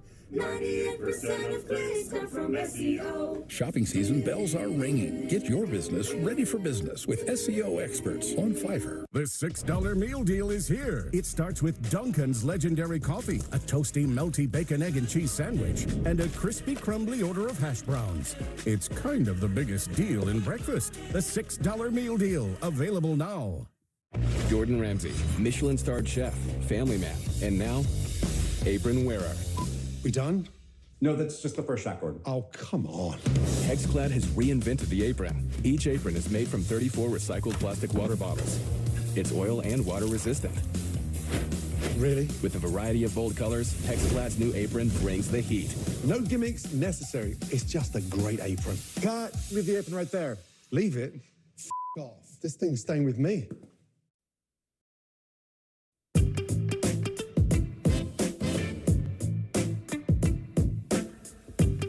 Welcome back to the show, everybody. So the Yankees lose to the Dodgers in the World Series, and now they're getting shrapnel from a lot of people. And one of them is Joe Kelly, who was injured and did not participate in the World Series. Which makes this even crazier. And he said it was a mismatch from the get-go. If we had a playoff re-ranking, they might be ranked 8th or 9th best playoff team. You're putting the Padres ahead of them. You're putting the Phillies ahead of them. Putting the Mets ahead of them. You're putting the Braves ahead of them. The Guardians played like crap, but the Guardians played better defense and better baseball all around. It was a complete mismatch. All we knew is that we had to play regular Dodger baseball. We didn't do anything crazy, and we were going to win the World Series. Look at the team. Look at the talent. We go through numerous scouting reports. We pay attention to every single detail. We have a lot of big superstars in our clubhouse, but our superstars also care and aren't lazy and play hard. That's the difference and the biggest separator. Wow. Those are really strong words. I mean, as strong as you'll hear, I think, a pro athlete say about another team. Now, there's 3 superstars on the Yankees. 3. That's it. I guess you could say 4 if you add Stanton. Stanton, Judge, Soto, and Cole. So you're saying they don't play hard? What kind of nonsensical stuff is that? Now, if you want to say they're fundamentally not sound, it's hard to argue with that. It's hard to say that, you blew by them. They should have won Game 1. They should have won Game 5, and they blew it. Now, if that's what you were depending on, that's a hard thing to depend on. But my, oh my, that is some incendiary comments from Joe Kelly. And I wonder why he even opened his mouth. He didn't play. Well, that's it. I mean, it's not quite the same. Remember Frank Cashin in '86 is the guys that lived the least celebrate the most. And it's kind of like that. He didn't play, and that's a guy that you can't shut up. So obviously he's just trying to get some attention that he didn't get from not playing in the World Series. Now, just because a lot of it may be accurate as far as the Dodgers being better, but why are you stomping on the Dodgers' grave? You had nothing to do with it. You won. The trophy should speak all the volumes that you need. So it seems a little odd. But when you find out he didn't play, Michael, how do you get attention when you didn't get a chance to play? You do this. It was odd. Now, there's a lot of things you can say about the end. I thought a lot about the series. And, somebody brought this up to me, and I guess Mike Lupica also had it in his story. Do you realize that 2 of the most famous ground balls to first base in the history of sports were by a guy named Mookie? Right? Mookie Betts and Mookie Wilson. Anyway, the thing that made that play, the Yankees will not like me saying this, but, hey, I'm spitting truth here, was that Mookie Betts was hustling flying down the line. Mm-hmm. He made them hurry. They didn't know what to do. Cole didn't think he could beat him there. Rizzo didn't think he could beat him there. It's because he was running hard. I've heard enough of the nonsense. Well, he's nursing this, he's nursing that. Run hard to first base. I saw it too many times during the year. They don't run hard. They don't all run hard. The more you run hard, even if it's just a ground ball to second base, it makes the defense speed up and you can get on base. The fact that they don't hold players accountable if they don't run hard, the only guy that got held accountable to that was Gleyber Torres. They must run hard. Alex Verdugo never ran hard to first base. Oh, he's nursing something. Really? Jazz Chisholm wasn't nursing anything. He jogged to first base a lot. It's got to end. It's got to end. Frank Howard, the old coach of the Yankees under Buck Showalter, used to say it best. Running hard 90 feet 4 times a day is not an awful way to make a living. Now, I'll give Stanton a break. He can't run hard. There's no speed there. Aaron Judge runs hard to first base all the time. Derek Jeter ran hard to first base all the time. Why can't you run hard? Look what it did for Mookie Betts. And the Dodgers did it all the time. You watch those 5 games, everybody. Did you see one Dodger jog to first base? And they make it so that when the ball is in play, things like the 5th inning happen. Because the ball's in play and they make you hurry, they force you into mistakes. But, Michael, when you live in a world where it's all launch angle and it's all home runs and walks, are you really spending a lot of time thinking about busting it down the first base line when the goal is to hit over the wall, to hit the home run, to hit the ball hard someplace else and not have the ball be But the Dodgers hit a lot of home runs. It's not a hard ask. Go run hard to first base. But their philosophy is to do that. John Smoltz brought it up multiple times during the World Series. They are going to force you to make a play. They're not going to take anything for granted. Smoltz said it. During the course of the regular season, you could take games for granted. You could take innings off. But when you're in the playoffs, you never take a moment off. You never take anything for granted. And give the Dodgers credit, Michael. They didn't take anything for granted. So, yeah, the Yankees contributed pretty much everything to that fifth inning, but the Dodgers forced the issue too, putting the ball in play, busting it hard down the first base line and to third, taking the extra base. They really did the fundamental things well and exposed a lot of the weaknesses that the Yankees have. I mean, Joe Kelly's not wrong about what he said. Well, the fact that he said it overall is wrong. And also, for him to say they're the 9th best team in the playoffs, stop yourself. No, well, that's silly. But I don't think. But here's the better thing to say. The more accurate thing is maybe they weren't the second best team. But to say no, because they obviously were better than Kansas City. They obviously were better than Cleveland. Otherwise, they wouldn't have gotten to the World Series. But we talked about this. If you wanted to power rank the Yankees, I don't know if they'd be the second best team just because they went to the World Series. But Joe Kelly shouldn't have said it. But what it tells you, Michael, is what was going on in that room in L.A., what they were preparing for. And they knew who they were taking on. They knew what they could take advantage of. And remember Joel Sherman's column from last week. He quoted a Dodger source as saying, we knew if we just put the ball in play. So that's not a hustle thing. That's just, okay, they have some guys that aren't good defenders. I get it. Judge is not one of those guys. He just dropped the ball that he would make 1,000,000 times out of 1,000,001, and the baseball gods were just against him. You can't control physical errors. You can control running hard to first base. Anthony Volpe runs hard to first base all the time. Mm-hmm. Alex Verdugo did not. Jazz Chisholm did not. I'm sorry. And it took a benching for Gleyber Torres to run hard, and he's not that fast. And it happens all the time. I don't understand why. Now, as for the baseball IQ stuff, the fundamentals, I don't know. I don't know whether to blame Boone. I don't know whether to blame the coaches. Are they just getting players that aren't good baseball fundamentally? I mean, Jazz Chisholm's a transcendent talent. The fact that the Marlins gave him away makes you wonder. Gleyber Torres is a really good player. The fact that he was included in that deal by the Cubs makes you wonder. It just makes you wonder. Maybe you can't teach them fundamentals because they're not fundamentally sound. Can you teach a guy who's 27 how to play fundamental baseball if they don't know already? Well, can we please just come up with a consensus? How much responsibility does he have? Or is it organizational? Because every time something goes wrong, it's, well, hey, the organization believes this way, but everything goes right. He's a heck of a manager. It probably is a fundamental flaw with this organization. The players they get, the players that they groom down in the minor leagues, are they as fundamentally sound as they need to be to go out there and win a championship? I don't know what Boone's supposed to do with grown men who have been in the league for years making mistakes. I mean, Gleyber Torres isn't a kid anymore, Michael. I mean, he did what he could. He benched him the one time, but, hey, he came from the Cubs. He's been with the Yankees for a long time, but how much of that is Boone? When a guy doesn't bust it or they can't field the ball, is that these are grown men playing major leagues? Well, you know what? Busting it is all on Boone and the coaching staff. I'm sorry, it is. Running hard to first base. If you don't run hard, you should be taken out of the game. But here's the thing: does he have the ability to do that? He did with Gleyber Torres because I think it finally was enough. But even then, when he did it, Michael, he almost apologized for doing it. The organization does not want him to discipline these players. You saw what happened to Joe Girardi when he got into it with Sanchez. I think that's where I would defend Boone, is that he's a third-generation baseball player, Michael. I don't think he needs to be told to tell his players to bust it down the first base line. His grandfather did, his dad did, and he did. But clearly, this organization does not like guys getting benched. They don't like their managers showing up their players, and they kind of let the inmates run the asylum. I mean, that's the way, why Aaron Boone is here. So does Boone have the ability to get in these guys' face? Does he have the ability to bench them? Does he have the ability to call them out in a post-game press conference? That's what the fans want. That's what you're asking for, accountability. But there never seems to be that. Is that by choice by Aaron Boone, or is that something that comes down from above? That I don't know, because but what I would answer is that there's no team that's more analytically driven than the Dodgers. Mm-hmm. So they're operating under the same rules that the Yankees have. All their players run hard. Why is that possible? And the Yankee players don't all run hard. Some of them do. Some of them don't. So Chris Kirchner of The Athletic just said that the Yankees extended the qualifying offer to Juan Soto. That's a procedural move, so they get a draft pick if he signs somewhere else.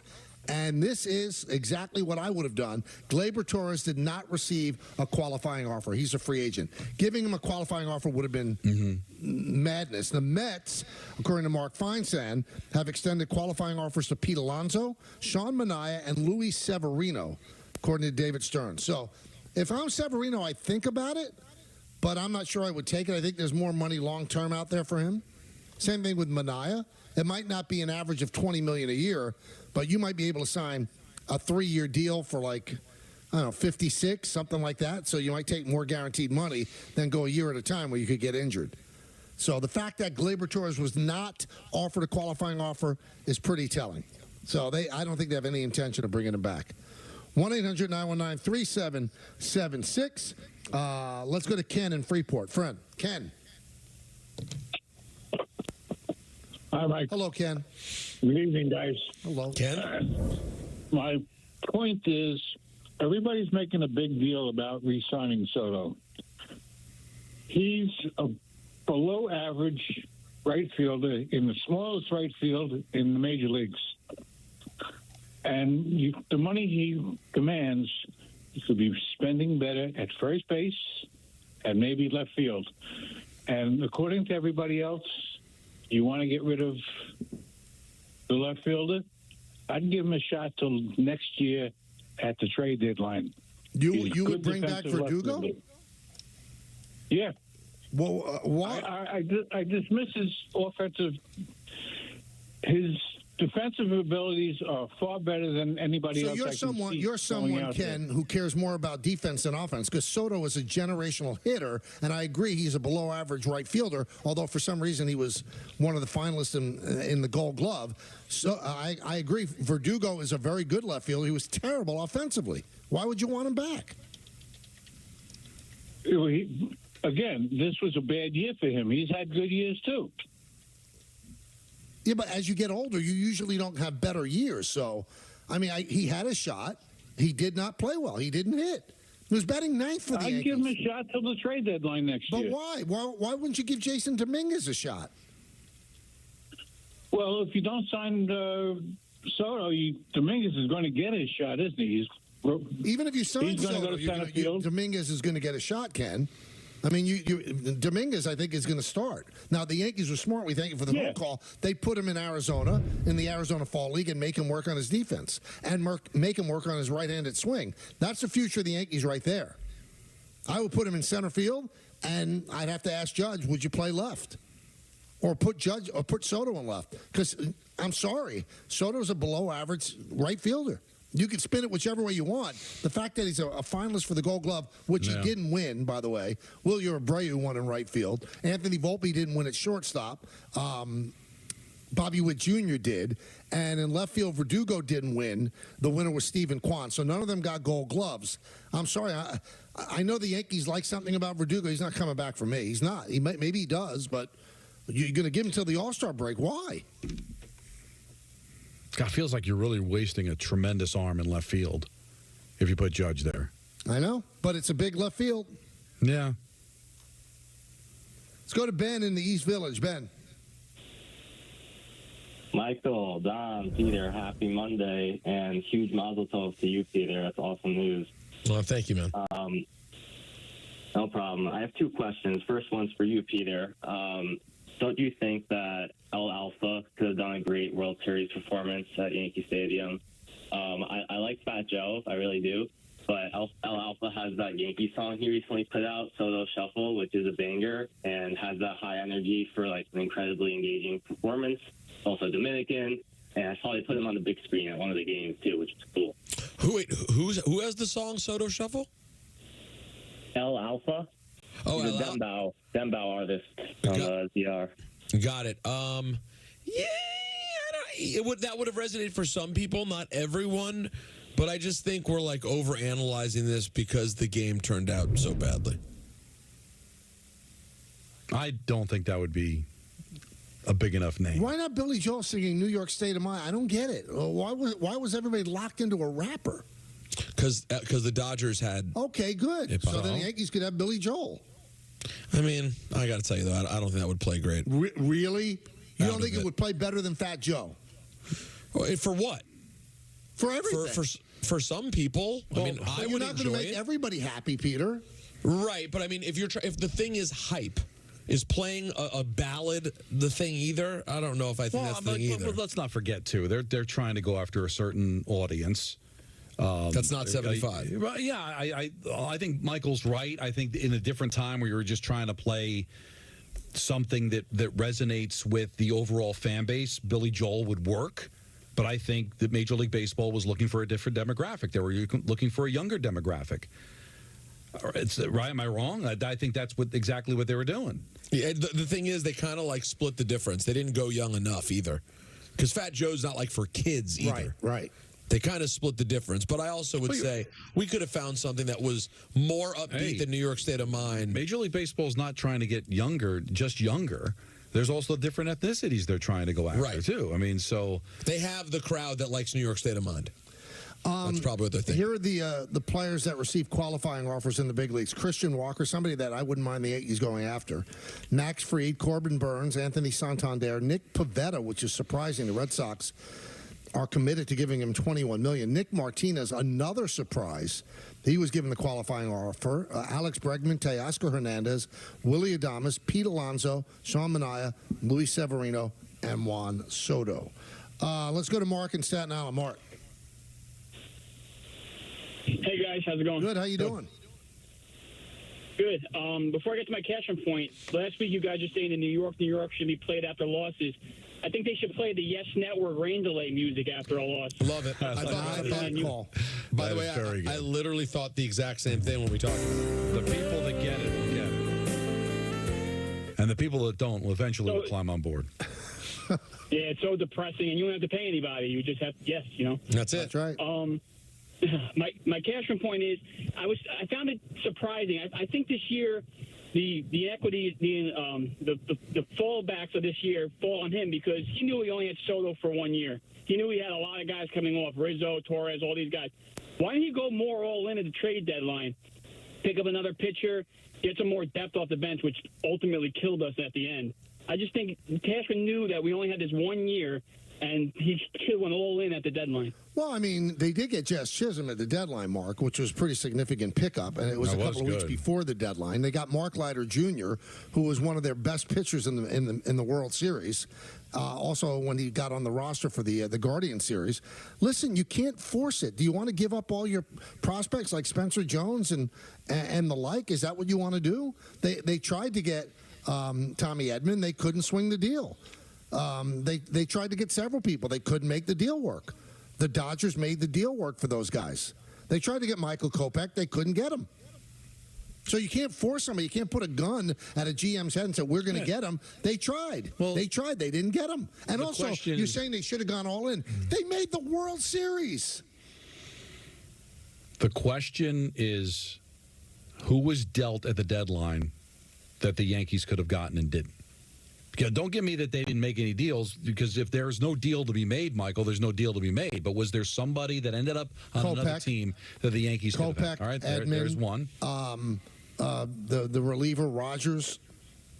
Yeah, there were people that other teams got. There were people other teams got. Let's go to Justin in Texas. Hey, Michael, Don, Peter. I think I'm done with Soto. I think we should move on with Soto. It's going to be too much money to keep him below average fielder, not a strong arm, not fast. He does have a strong arm, I think we divvy up that money. Okay, you're right. My bad. I think that third base, like if we could get a Bregman at third base, I think that'd be great. Winner. And maybe steal the polar bear from the Mets and give Dominguez, move Judge to right, and that's it, and keep going. I'm not sure I would be all in on Alonso. I mean, that keeps being out there, Justin. I'm not sure that would be my route. I'd rather sign Christian Walker for 3 years. He's he might be the best defensive first baseman in baseball, and you don't know that much about him because he's played for the Diamondbacks. He's outstanding. Pete Alonso is looking for. The last contract he turned down from the Mets, Don, was $158 million. What more do you want to give him? For all the reasons that the Mets would not bring him back is the exact reason why the Yankees wouldn't sign him. Also, the Yankees need balance in their lineup. You lose a lefty like Soto, you don't get a righty, because then you're too right-handed. And we showed that a couple of years ago. That doesn't work. Because as big as Alonso was in the postseason, Michael, I don't think they're going to change their philosophy. The point is the money going to come down to where the Mets see value in re-signing him? The Yankees will have the same logic. Like if he goes, if he wants north of $30 million, the Mets are going to say no, and the Yankees would say no. Now, if it comes down to like 25, then I could see the Mets probably bringing him back. Maybe if the price was right for the Yankees, they'd bring him in. But if the price is right for the Yankees, it probably would be the right price for the Mets to bring him back. So I really don't see an avenue where he ends up on the Yankees. I don't either. A lot of people are talking about it, and a lot of that's leaked by, it's leaked by Boris. Boris is his agent, and he wants it out there so that the Mets might blink and give them more because they think he's going to go to the Yankees. I don't see him go to the Yankees. I could be wrong. I've been wrong before, but I don't see the fit. I don't see the fit. You're gonna give a 7-year contract to a 30-year-old first baseman? How's that working out? Well, the only fit is he better than Anthony Rizzo? And there's a lot of fans who believe he is. But, and so that should be the at what replacement. price? No, the fans aren't thinking about that, Michael. They're just thinking the logic of, there's a bottomless pit of money for the Yankees, and if Rizzo goes, then we sign him, we'll get Alonso. But does he fit what the Yankees are looking for? They're not going to overpay for Alonso. Listen, I love Pete, and I want him to come back because I'm looking for a forever Met. But the Yankees have no attachment to him the way the Mets do. The Mets may go a little extra just because they drafted him and a lot of great things happened in a Met uniform. The Yankees are just going to look at him like any other free agent first baseman. And I don't think they're going to overpay for him. Mets may, but the Yankees will not. I'm going to tell you all something. At some point, you don't want to lock up first base for 7 years. You know why? At some point. And I don't know when that's going to be. I don't know if it's this year, the year after, or 2 years from now. Aaron Judge is going to be playing first base. You cannot continue to put that guy in center field. You can't. It's professional malfeasance. You're wearing down your greatest player. He's got to play first base at some point. You can't lock into Pete Alonso for 5 years. And to the point, Michael, where it's probably going to be sooner than later, to where I would not be surprised if this spring you might see some games with him at first base. You're going to have to ease him in. You're not going to want to just throw him in there one day. You're right. I mean, I would think, what is he going to be, 33? Yeah. 33 in April. Yeah, so 33 in April. So I would say by the time we get to 2026, it could be as soon as then. Yeah. The 35-year-old? And if you lock up first base, then you're locking that up. Now, in 3 years, you could say, well, he could DH. That's when Stanton's contract is over. In 3 years. So that has to remain open as well. But I think the last thing the Yankees want to do is lock into a DH. It ruins the whole rotation of resting people. You know what's interesting, Michael? As big as he was in the postseason, you wonder if you're looking to try to get rid of a contract. I know he's got a no-trade clause, but is Stanton more movable now after this postseason than he's ever been? He might be, but I don't think he would agree to it. He might be. By the way, Brian Hoke reported this, and we haven't even mentioned it today, that the Yankees have picked up, it hasn't been announced by the Yankees, but they picked up the option on Aaron Boone. Now, I saw on social media. Plus, I got a story to tell you. Don't let me forget to tell you. Oh, okay. And by the way, Boone made the pick, by the way, after we got off the air on Friday, right? Yeah, that's where I'm going. See? What a guy. But I wonder, does Boone want more? I mean, you usually don't go into the last year of your contract because then you're a lame duck manager. Now, I think his option is at $3 million. Craig Counsell didn't even make the playoffs. He makes $8 million a year with the Cubs. So might Boone say, hey, what about me? Well, why wouldn't he? Because the Yankees might say, no, we're not paying a manager that much. No, it's possible, but somebody else may. Yeah. And the story is, Michael, so Boone gets back to me after the show. Okay. So I send it to Jarv so that he can put it up on the graphic, but I figured I'd tweet it out so the general public would know as well. It's only right. You were so right. Maybe they were feeding off of what you said. Oh, right after a loss to the World Series, he's making picks now. Maybe he should be a professional picker instead of being our manager. And then people said, because he said, I said Aaron Boone is going with the Bucks. People are like, oh, good, let the Pirates have him. Oh, my. Here we go. And I'm like, you guys are in this. Really? I mean, listen. It's like the guy that had his phone smashed. It's by Travis Kelce. People are reprehensible. They really are. They think they can say anything. That guy said it actually where people could see who said it, but you have the comfort of anonymity on social media. It's unbelievable. They would never say that to Aaron Boone's face. But I was just surprised. I didn't even think about it. I'm like, all right, I'm just going to send it out, like not thinking, all right, people are just going to go nuts. I guess I shouldn't be surprised. I want to just get some of the reactions If you want to do it coming up. Yeah, let's do it when we come back. We'll come back with more. We've got the NFL yesterday coming up as well. Big 6 o'clock half hour. Kidding me? So stay right where you are, right here on Yes and 880 ESPN.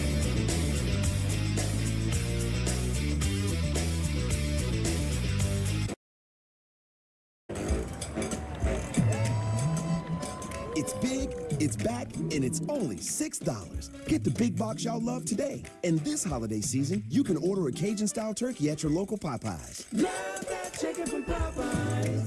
If you're an asbestos victim, pay close attention. Billions of dollars are being paid out to people like you. We should know. We're Whites in Luxembourg, the law firm that already won over $9 billion for men and women just like you. That's right, over $9 billion for mesothelioma sufferers and their families. We know you're short of money, and we know you're short of time, so we fight hard. Call Whites in Luxembourg at 917-LAWYERS. That's 917-LAWYERS. Whites in Luxembourg, winning big for the little guy. At City Harvest, we believe no New Yorker has to go hungry.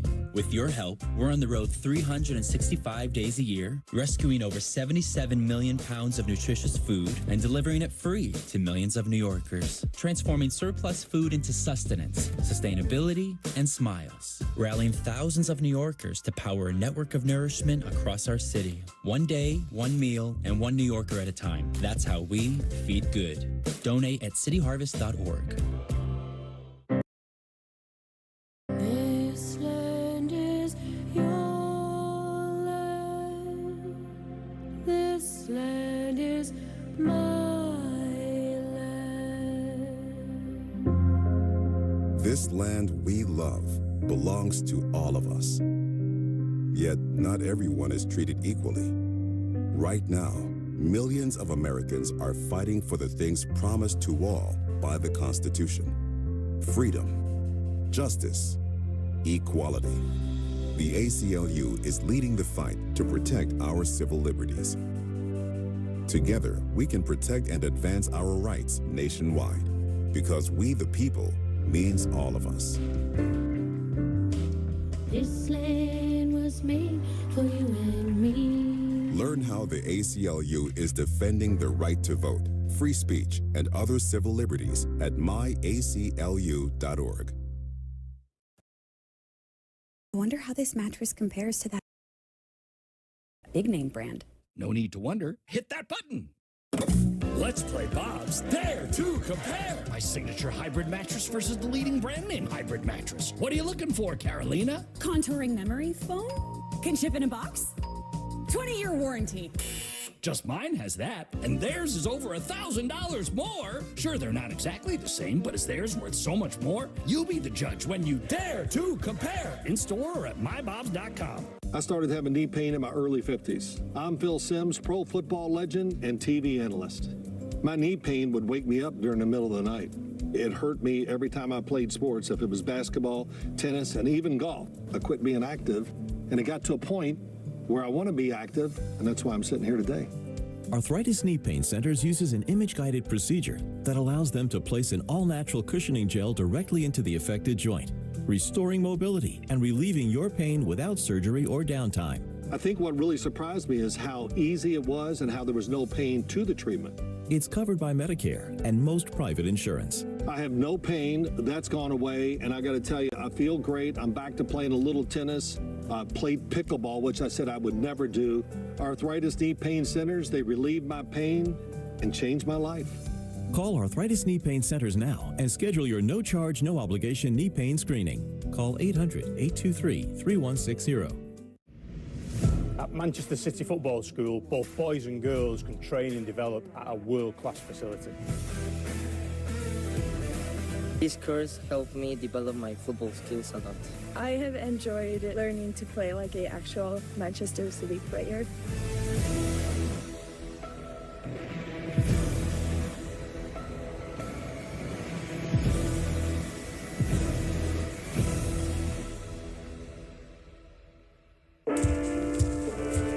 The health class film guy isn't the best person to talk to your kid about vaping. Got a few minutes? You are. Talk to your child about vaping today.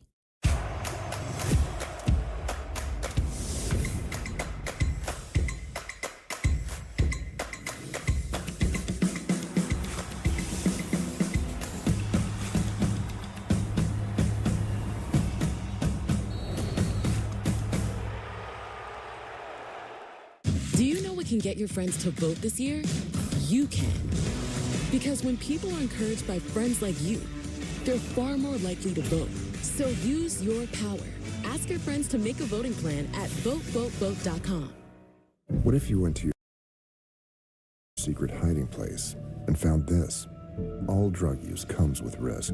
Before those risks become real, know that you can quit. For help with drug use, call 1-800-662-HELP for free and confidential information and treatment referral, or go to samhsa.gov/know the risks.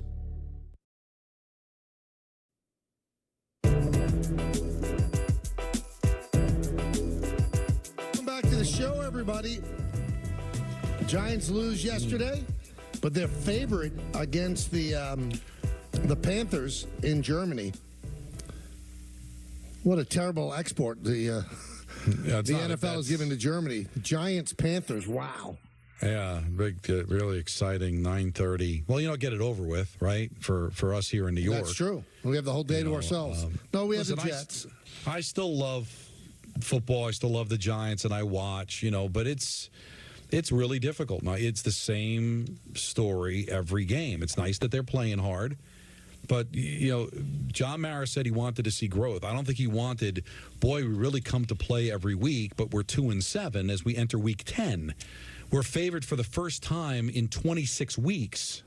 That's not growth. I like the coach. I think he's a good coach. I like certain aspects of this team. I think there are some things to build on here. But there's got to be a real question mark about the general manager because he's got some whiffs. He whiffed on Banks. That's big.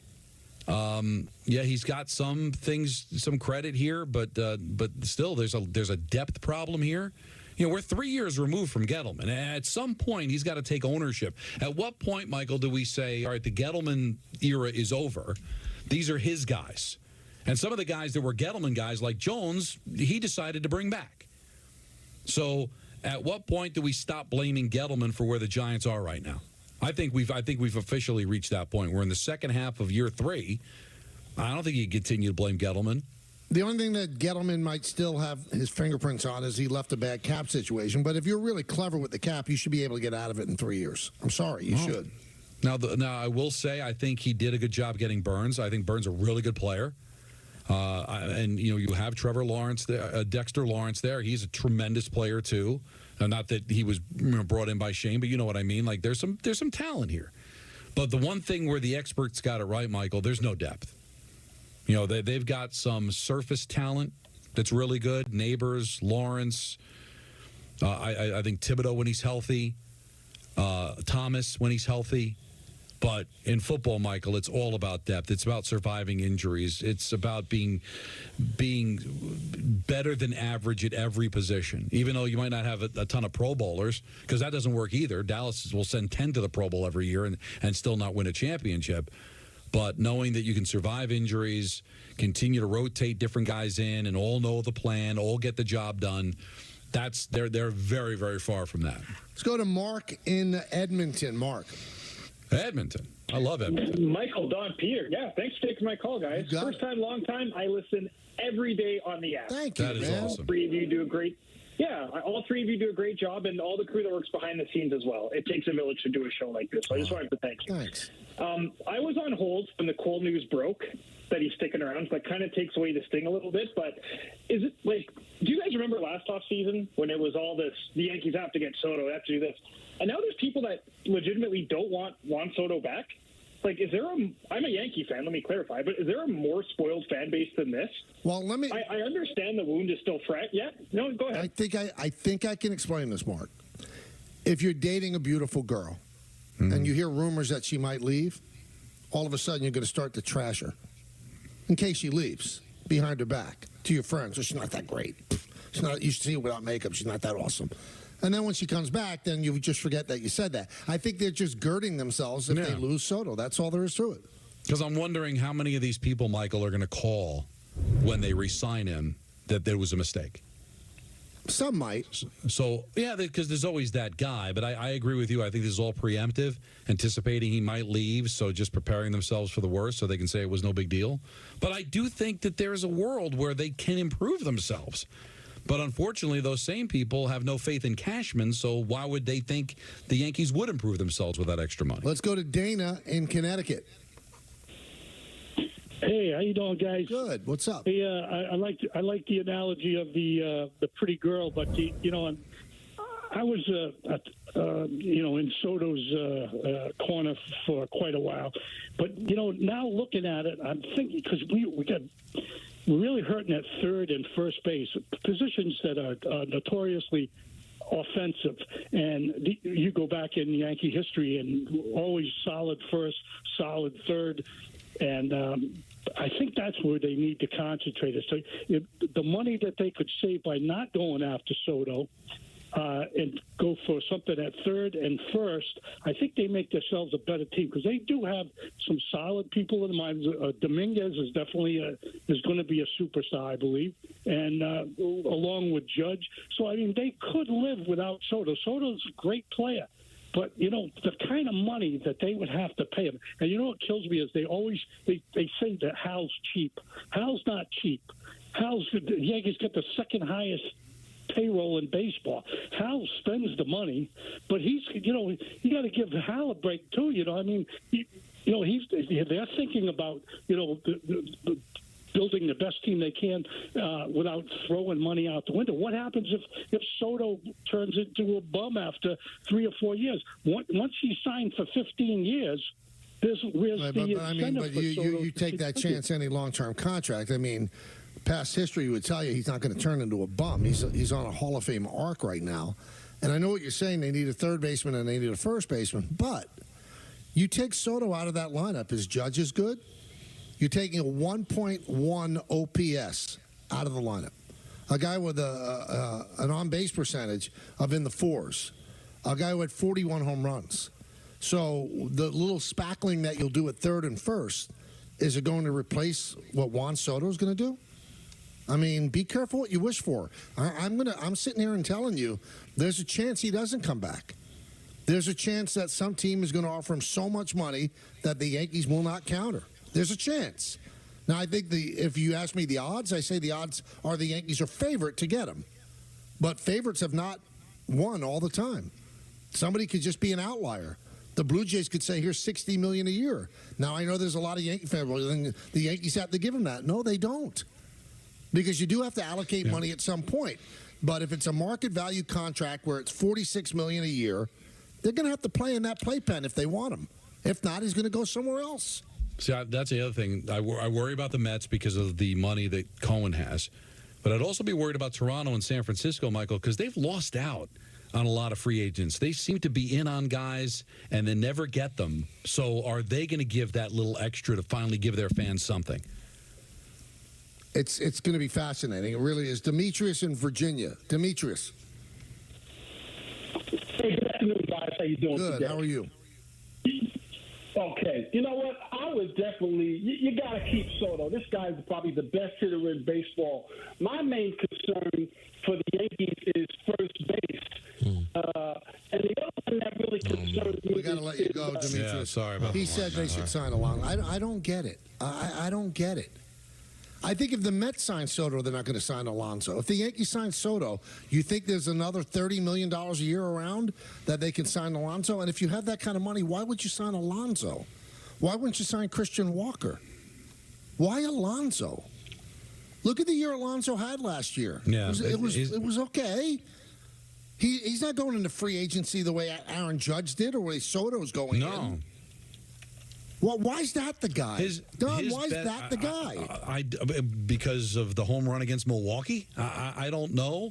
Listen, do I think he's a better player at this stage of his career than Rizzo? Yeah, I do. But for the money that you're going to have to pay him, but that's the question, Michael. I know he's a Boris client, but really, how much can he expect to get in free agency? Do you think anybody out there is going to pay him north of $30 million a year off the season that he had? I've got to see it. I don't see. So how far is his price going to go down? Because I honestly don't think that Boris can afford to have a string of guys not signed at spring training next year the way he did this year. So if his price comes down, I think the Mets will bring him back because of the whole Met aspect of it, because I think that's the only team that maybe sees value because he's been a Met and he's accomplished things here and he was drafted by them. But everybody else is going to look at the sheer numbers, Michael, and those numbers do not dictate getting paid $30, $35 million a year. Now, if he comes down to 20, I'm sure there'll be teams that'll be very, very interested. But I think if that were to happen, I think the Mets would bring him back. Let's go to John in Forest Hills. Hey, John. Good evening, Michael, Don, and Peter. I was thinking about this whole thing with Soto and Cole, and I'm glad that Cole is re-upping with the Yankees. But with Juan Soto, I think the Yankees and Hal and Cashman should really sit down with Boris and Soto and say, look, this is our best offer. You have the opportunity to be the greatest Yankee ever that ever put on this uniform. And be out there in Monument Park. That's a little rough. And that's not, first of all, yeah, I don't know if it's true, John. And second of all, I don't think that moves. That's not how Soto and Boris see it. You have the opportunity to have the best player in baseball. Don't tell me what I have an opportunity to do. He knows how good he can be. Yeah, but that's Yankee history, and he doesn't care. We've had fans care about that, John. I don't know if he does. So let me ask you a question: if the Mets outbid him by $10 million a year, you think the legacy is going to get him back? Honestly, do you think that? Well, then I think he's gone. I think Cohen has really made a point of it, saying that no one's going to outbid him. He has not said that. I don't know where you've heard that. He has never said that. Stearns has never said that. That's a fallacy. Now, that might be what you're thinking, and that would certainly be the way to bet. He has never, ever, ever said that no one would outbid him for Juan Soto. So here's where legacy comes into play. I don't know if Peter and Don agree. If it's close, like if the Yankees offer 46 a year and the Mets offer 48, maybe. And that's just a maybe. Well, but if it's a significant difference, legacy's not going to mean anything. But so real quick, so is it worth $2 million a year to the guy to have to fight to become one of the great Yankees of all time, or to not like it's a lock, but very easily become the greatest Met of all time?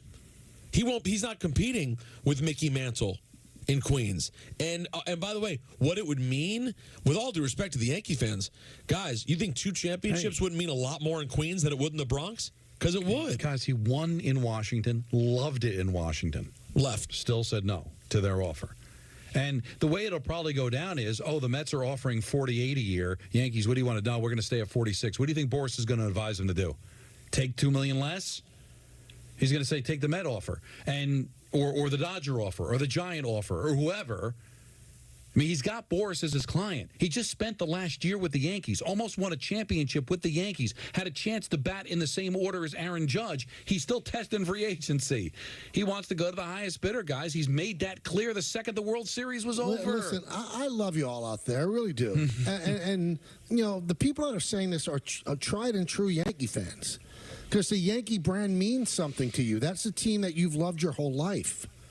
This guy's a businessman who has hired the biggest Barracuda agent of all time to get him the most money. Same thing with Pete Alonso. He wants to stay with the Mets. Really? Does he want to certainly stay with the Mets, or does he want the most money? Because he could have stayed with the Mets. They offered him $158 million.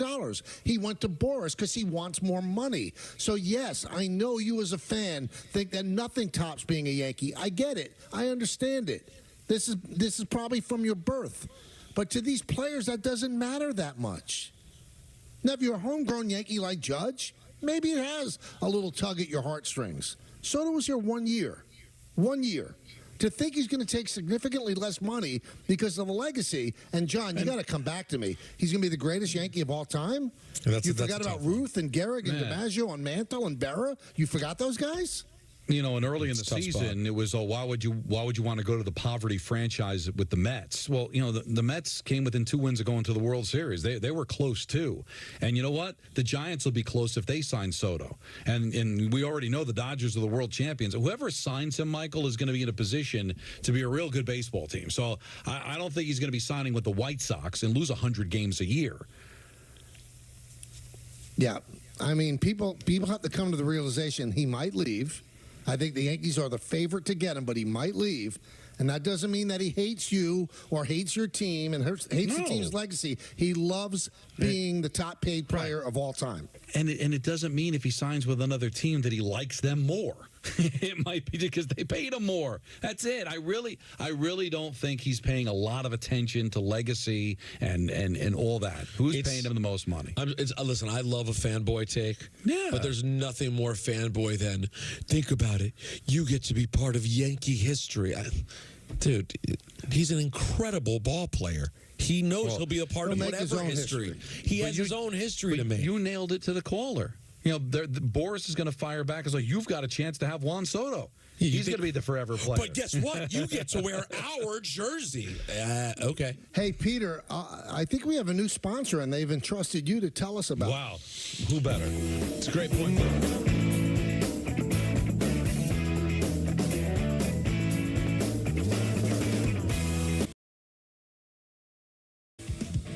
The Michael Kay Show on Yes is brought to you by FanDuel. Make every moment more.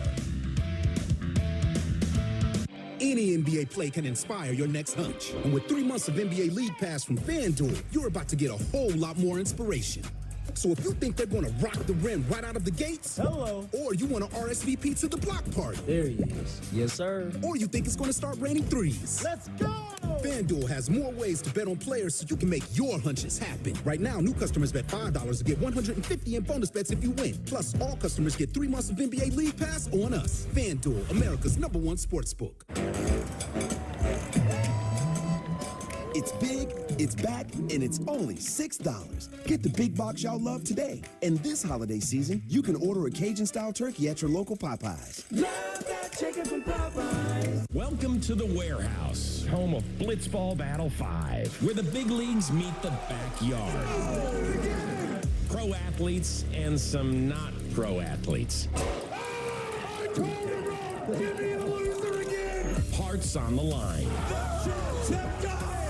Games that matter just enough. It's on to the final. Blitzball Battle 5 premieres November 4th. Watch all year round on Warehouse Games YouTube. My dad, he's a double amputee, and he's one of my favorite people in the world. To me, a hero is someone who fights for a country and freedom. My dad is a hero. Homes for Our Troops built this house, and it's basically made for him. My dad can get through the wide doorways. When he is making our lunch, he can reach anything we need. He'll help me build tiny projects. Life is good here. Without Homes for Our Troops, we'd be living in a home that didn't have all these features that helped him. Homes for Our Troops builds and donates specially adapted custom homes nationwide for severely injured post-9/11 veterans and enables them to rebuild their lives. If they get a new house like this one, it'll help them do normal life. My dad's not just a hero, he's my hero. Join our mission at hfotusa.org.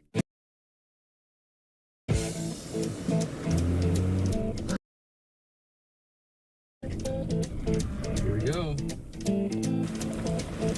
They're following us. This is awesome.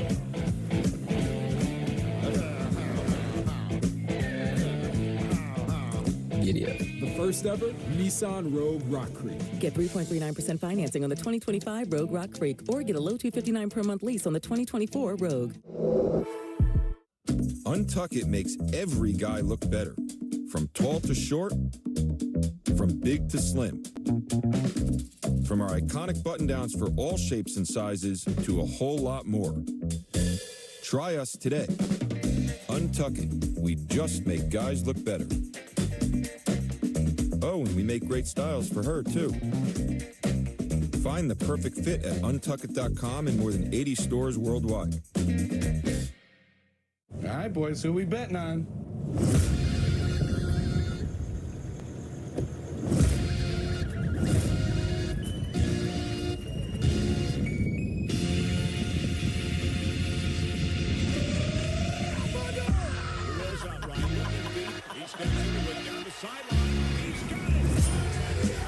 I However you bet, whoever you are. The Sportsbook for every kind of player. Hard Rock Bet. Roll with us. When you order Domino's online, we'll give you a free pizza to use for a future pizza emergency.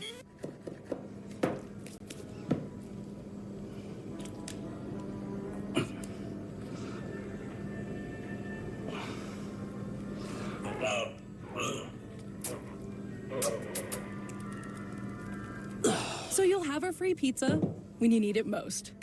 Get your emergency pizza when you order Domino's online. There you go. Thank you. All right. Dinner's ready. We're all presumed innocent until proven guilty. But only those of us who can't afford bail have to wait trial in jail. That's not right.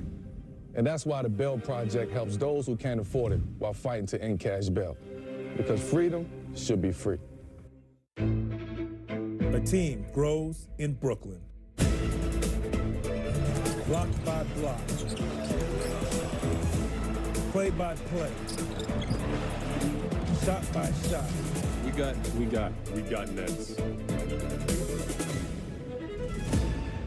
You coming? Recently, Congress set an annual limit on Part D out-of-pocket costs to help Medicare beneficiaries better afford their medications. In 2025, that annual limit will be $2,000. Another new benefit, called the Medicare Prescription Payment Plan, helps beneficiaries spread their out-of-pocket costs into monthly installments with no interest or fees. To sign up, you must contact your Part D insurance plan at least 24 hours before you pick up your prescription. This is important because you can't sign up at the pharmacy counter. To learn more, visit www.loweroutofpocketcosts.org.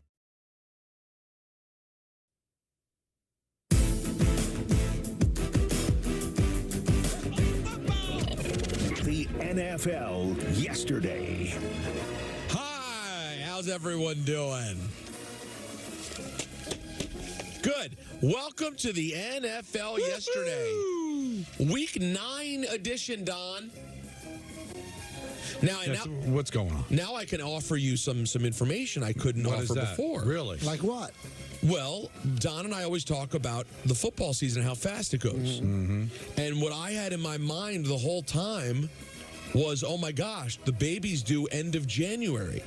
But by the time football season comes, it's just going to start flying. And that's exactly what's happened. It be flying. It be flying. And now it's gonna be Thanksgiving in a second. Baby's going to be here soon.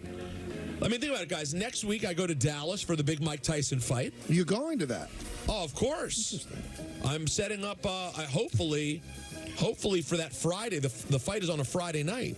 Hoping to be doing the fight from Jerry World in a suite. I mean, the show from Jerry World in a suite. Oh, yeah. Working on that. Get Jerry on. We'll see if he wants to pop on. He's got nothing going on. But then you turn around, it's Thanksgiving, it's Christmas, and then bye. That's baby. And my life has changed permanently. Oh, yeah. No going back. Forever. Never look back. And if you ask Michael, Mike, you learn something in life, Don, when you get in this situation at my age. Everyone has something to say about it. Yeah. And Michael is the kind of person who, when it comes up, only says negative things. That's not true. That's not true. Get ready.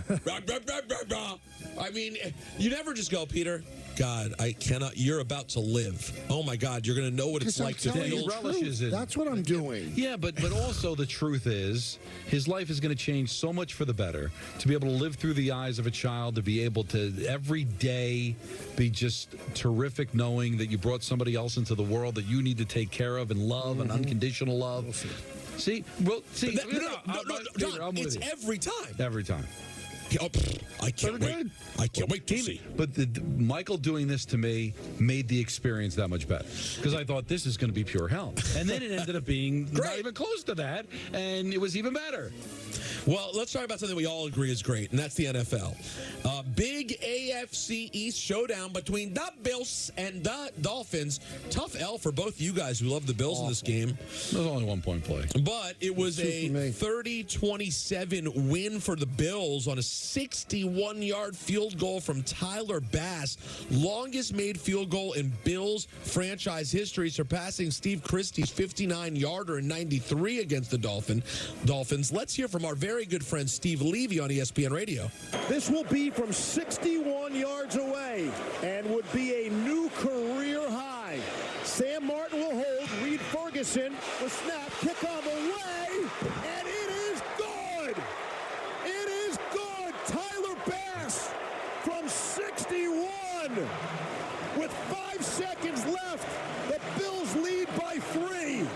was missing there with an NFL call, Michael. What do you mean? Usually when you have something like that happen that ends a game, you have the play-by-play, and then somebody in the booth goes, You know what it's called? It's called national broadcast. It's called professional.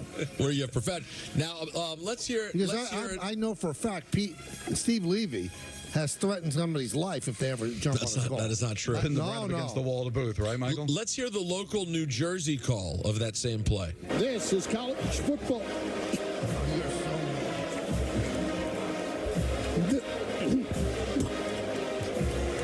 Excuse me, this is college football.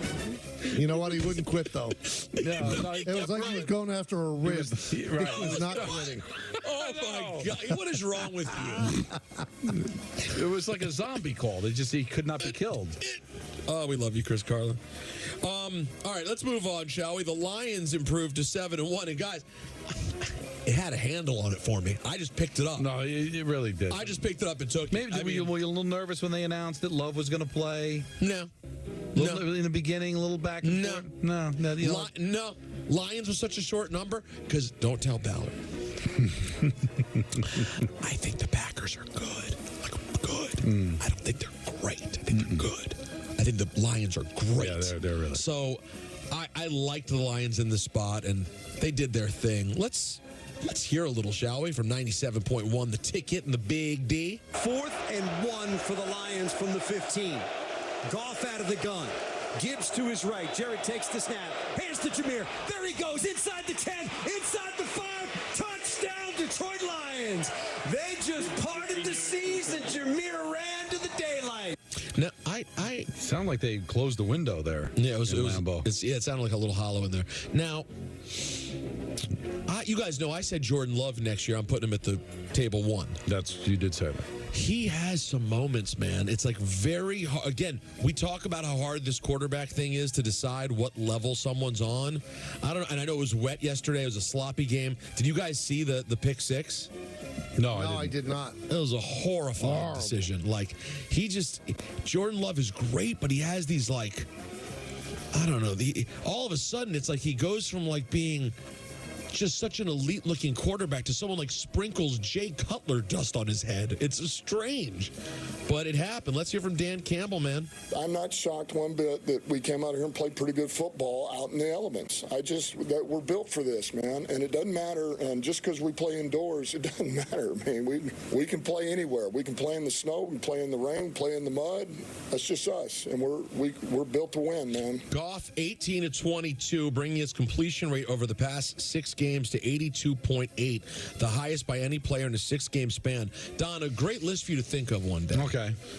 Players with a second chapter like Jared Goff is having here. Because by the time this whole Detroit thing ends, he's going to be a different guy than he was previously. So Sam Darnold would be 3rd chapter, right? It's all the same second chapter if this thing keeps going. It's funny, that trade ended up being brilliant for both teams because the Rams got a Super Bowl with Stafford. He ended up having a second life. Goff now is, I think, going to put Detroit in a position to win. Remember, wasn't that long ago? Remember that viral video of his girlfriend at the photo shoot? I'll never forget. Celebrating when the Lions won for the first time. Remember, they won that one game? It's my screensaver. A hell of a video. Fast forward, and they might win the Super Bowl. And by the way, that video just reminds you, it doesn't matter if Jared Goff never wins a game. He wins every game. He wins life. He won. He won the Super Bowl every year. Maybe she's just a terrible person. You ever think of that? No, I haven't. Okay. Oh, well, even if that's the case, Don, he's still winning a certain game. You know what I mean? Oh, yeah. There's all different kinds of games. As a team, the Lions have more offensive touchdowns than incompletions over their last 6 games. I mean, that's a stat, all right? Packers 0-2 in the division this year. First time they've done that to start a season since 2005. Let's go out to Seattle. A big NFC West clash between the aforementioned Rams and the Seahawks. The Rams take down the Seahawks 26-20 in overtime. Matthew Stafford, the game winner to DeMarcus Robinson, an incredible one-handed grab. Let's hear the call from our very own 710 ESPN LA. 2 tight ends right, 2 receivers left. DeMarcus and Cooper Kupp. Kupp in short motion. Stafford takes a snap, 2nd and 6. Bootleg left side. He flips his hips. He fires. He's going deep. DeMarcus brought it in with one hand in the end zone for a walk-off touchdown. 30 DeMarcus calls game. He sticks a right hand up, brings it in, and pins it to his shoulder pad. And LA gets out of the Pacific Northwest with a 26-20 overtime win. What that was a local. I don't know if you guys saw that catch. I'm watching it right now. It was amazing. But that was a local call without any screaming. That was a local call without any screaming. It almost sounded like they turned off everyone's mic just to be sure. That's the way it should be done. That is a great catch. Really great catch on the walk-off win for your Rams, who are kind of coming on a bit, no? A little bit. Rams might be finding their way. In that division, it's still very winnable, right? It seems like it always is, doesn't it? Was that a sentence? Anyways, after losing to the Falcons on Sunday, the Cowboys have now lost 3 straight games. Dallas's longest losing streak since losing 4 back in 2020. Kirk Cousins, 3 touchdowns. Let's hear the play-by-play from 92.9 The Game in Atlanta.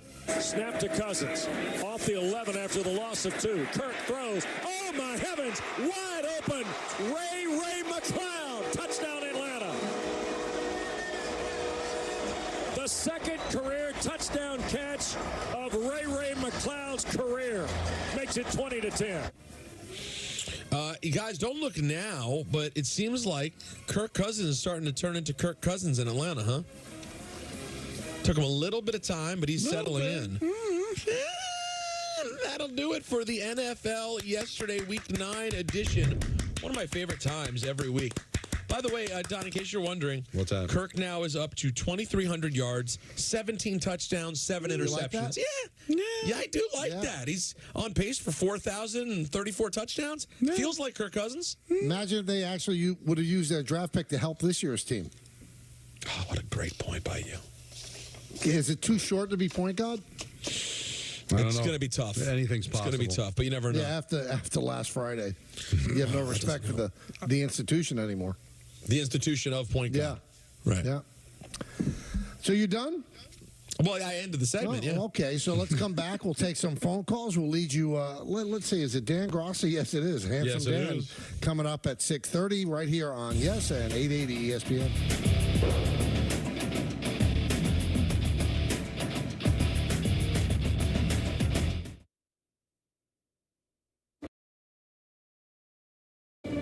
Well, if you want my 2 cents on interest rates, we got options.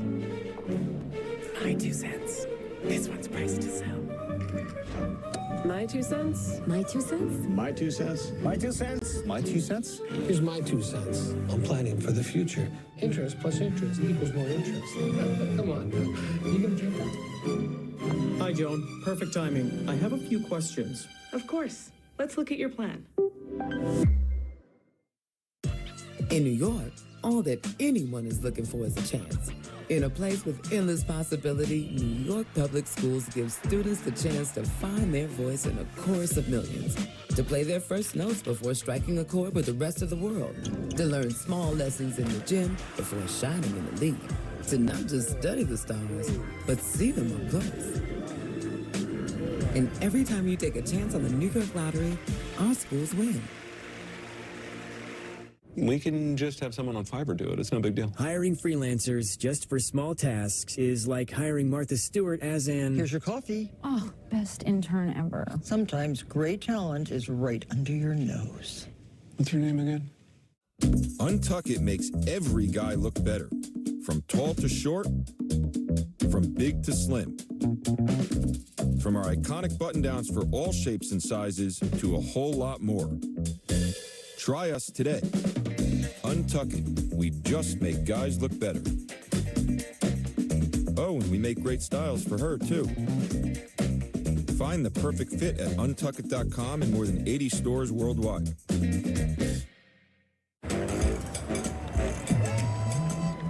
It's big, it's back, and it's only $6. Get the big box y'all love today. And this holiday season, you can order a Cajun-style turkey at your local Popeyes. Love that chicken from Popeyes. Do you suffer from knee pain? Ever been diagnosed with osteoarthritis? Or worried about the risks involved with knee surgery? It hurt all the time, like the nerves were rubbing against each other. I was at the point of either replace my knees because I'm tired of this pain. Get the relief you need without surgery. Wear arthritis knee Knee Pain Centers, the premier leaders in non-surgical knee pain treatments. Instead of surgically replacing your knees, our state-of-the-art procedures replenish the depleted natural cushioning in your joints with an FDA-approved shock-absorbing gel, without surgery and without downtime. After the first injection, I knew it was going to work. We've successfully treated thousands of patients. Medicare and most private insurance cover this procedure. Full motion, no pain, walking, everything just back normal like it used to be. Locations in Garden City, Smithtown, and Wall, New Jersey. Call 1-800-834-5911 for a no-charge, no-obligation knee pain assessment, or go to arthritis-kneepain.com.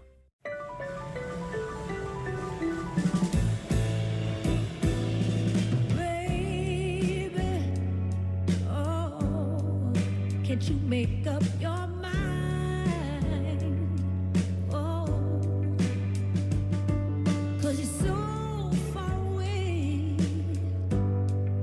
Am I just wasting my time? Yeah. How much difference can one vote make? Since 2023, more than 60 U.S. elections have been tied or won by just one vote. So this fall, your friend could be the tiebreaker. And that could make all the difference. People are more likely to vote when encouraged by a friend. So use your power to decide this election. Make sure you're good to vote and encourage your friends to make a voting plan at votevotevote.com. Your attention, please, ladies and gentlemen. You're watching Yes. I was diagnosed at 65. 37. Earlier than most. Every 9 minutes, someone is diagnosed with Parkinson's disease. And every one of them can turn to the American Parkinson Disease Association. Visit apdaparkinson.org to learn more and show your support today. What if you went to your secret hiding place and found this? All drug use comes with risk. Before those risks become real, know that you can quit. For help with drug use, call 1-800-662-HELP for free and confidential information and treatment referral, or go to samhsa.gov/know-the-risks.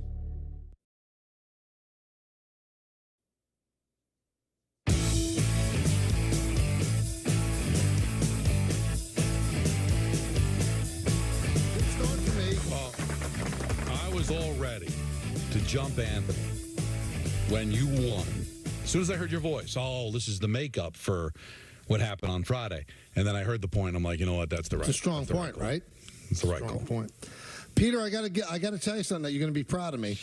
Okay. I had a Peter and Natalie night on Friday. Oh, we watched 3 separate streaming shows. Whoa, me and Jody. And they, Don, you can't be more eclectic. Right, first one was the making of Caddyshack. Oh, I got to go see that. What was that on? I think it was Max. I didn't know they had that, the making of Caddyshack. Yeah, the writer of it died under very suspicious. Oh, yeah. Yeah, he was very unhappy with the movie. The movie bombed at the beginning. Yeah. It was not a success. VHS, I think, really saved the legacy of that. Then we watched the On Tour with Springsteen on Hulu. Mm-hmm. Okay, I want to see that too. Very good. And then Netflix special, Seth Meyers' new stand-up. Excellent. A real Peter and Natalie day. I mean, I wouldn't have chosen, though, except maybe the Caddyshack one. Well, not even that one. So I'm probably 0 for 3. Not that I'm not interested in the first couple. They're okay, but probably wouldn't be what grabs me. I mean, especially when the new Aaron Hernandez episode came out. You kidding me? But that's not the real Aaron Hernandez. It's an actor. Wow. Well, deep. Wait, but it's still, according to your rules of books, though, Michael, it's still nonfiction. It's based on his life. Yeah, but is it really nonfiction, or are they saying, loosely based? Well, they're not saying loosely based. I'm sure with all of those things, there's plenty of interpretation.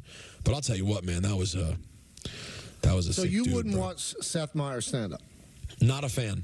You don't like Seth Meyers? Interesting. No, never have been. Find him boring. Oh, he's not. He's a delight. The charisma of a potato. Oh, you're I wrong. don't. Wow. With no sour cream. You're so wrong. Like, you know when they give you a potato and there's just the salt on the side? Well, how about butter? No, that's what I'm saying. He's butterless and sour cream. No, he's fine. He's not for me. Don't watch. And you don't care about Springsteen? Love Springsteen. So why wouldn't you watch Respect that? Springsteen. I don't know. Would I want to watch a doc about his current tour? What's the vibe of it? It's just like following him around? How he, the song list and stuff he's trying to put aside and put out there, and then they reveal that his wife is ill, and oh yeah, that's in there too. Yeah, maybe that one I would be into. 'Cause I respect the hell out of the boss. You know, we talked about before the meeting, before Peter came, was the John Williams doc on Disney Plus. I didn't see that. I didn't hear you talk about that. He's the one that did the music for. I know who Star he is, Wars. but I never heard the greatest score man of all time. It is according to Brownshire, unreal. I've got to see it. And my streaming over the weekend was the finale of Only Murders in the Building. How was that? Season 4, terrific. I'm so behind. Season 5. So behind. And we got caught up on the Frasier reboot. Enjoyed that.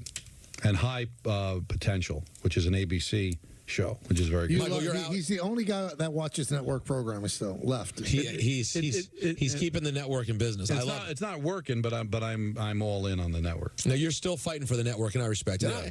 I was too harsh on Seth Meyers. Potato is strong. He's just not my comedically. He's not my cup of tea. So much with a potato, mashed potato, baked potato. I love potato au gratin. Well, hold on. Potato's my favorite. I love the potato. You just don't love Seth Meyers. I don't think the potato is having a lot of charisma. You know what? I'm going to tell you something, and you're going to strike back at me. if you ever met Seth Meyers, you would be so upset that you said that. Aww, he might be the nicest, quote unquote, famous person, most real person that you'll ever meet. But not everybody's for everybody. I get it, but he's also funny, Don. I just don't think he's very he just never hits. Does it hit you as funny? Yeah, because you know what? He's cerebral. You're not. No, you hold like on, Gallagher. That's what you like. Yeah, I'm you a want big a prop Gallagher. comic. Wait That's what a you minute. want. Yeah, he's Carrot Top. Yeah, Carrot Top was yours. I'm only I want to go back on something. I feel bad again. He did a bit that I absolutely loved. When he got drunk with Rihanna. That was a fantastic sketch that he did. Also, the envy of every person in the world. But that was a great bit that he did. But that's a bit he does all the time. And a closer look is really smart. He does that every day. Yeah, it's not my thing. Well, you know what? But wait a minute. That's not true. Comedy is very subjective. All right, so he likes Carrot Top and Gallagher. That's okay. But he's never said that. Why are you? But that's just made up. I've literally never watched Carrot Top or Gallagher. Well, who's your favorite comedian? Me? My favorite stand-up of all time? Or are you asking Michael? No. I'm Peter. I'm sorry. I believe the greatest stand-up ever recorded is Eddie Murphy Raw. Okay. But he doesn't do stand-up anymore, so back off. Bill Burr is great. I think Bill hosting Burr's Saturday Night Live, by the way. By the way, SNL. Enough with the comedians. I mean, that's all they have. John Mulaney was amazing this week. By the way, John Mulaney, but overrated. Oh, you know what? Now you're offending me.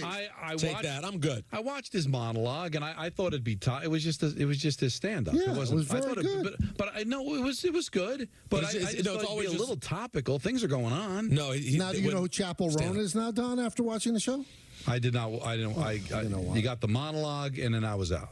Well, that's a bad time to leave. H-O-G-O-H. You're lucky I got the monologue. That's after 11:30. Also, didn't I say this last week on the show? It's time for us to own that the monologue generally is a waste of time. Now, when Dave generally Chappelle does speaking.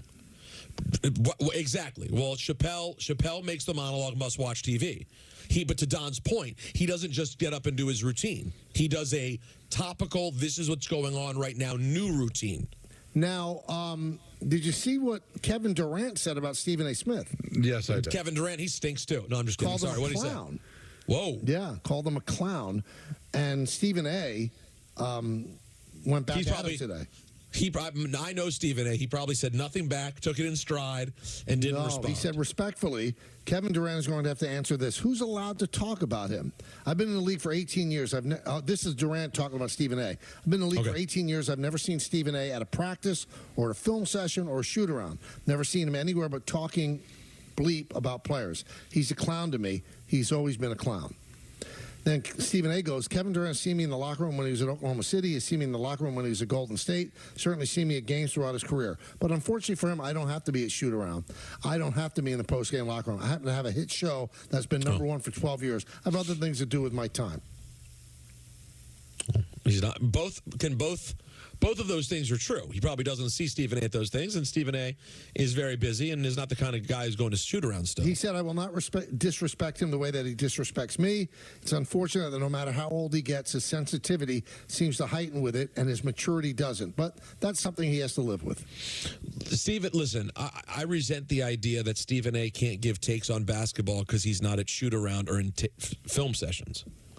Do you think that Stephen A.'s got people calling him and telling him that this guy's not great in the lot? Of course he does.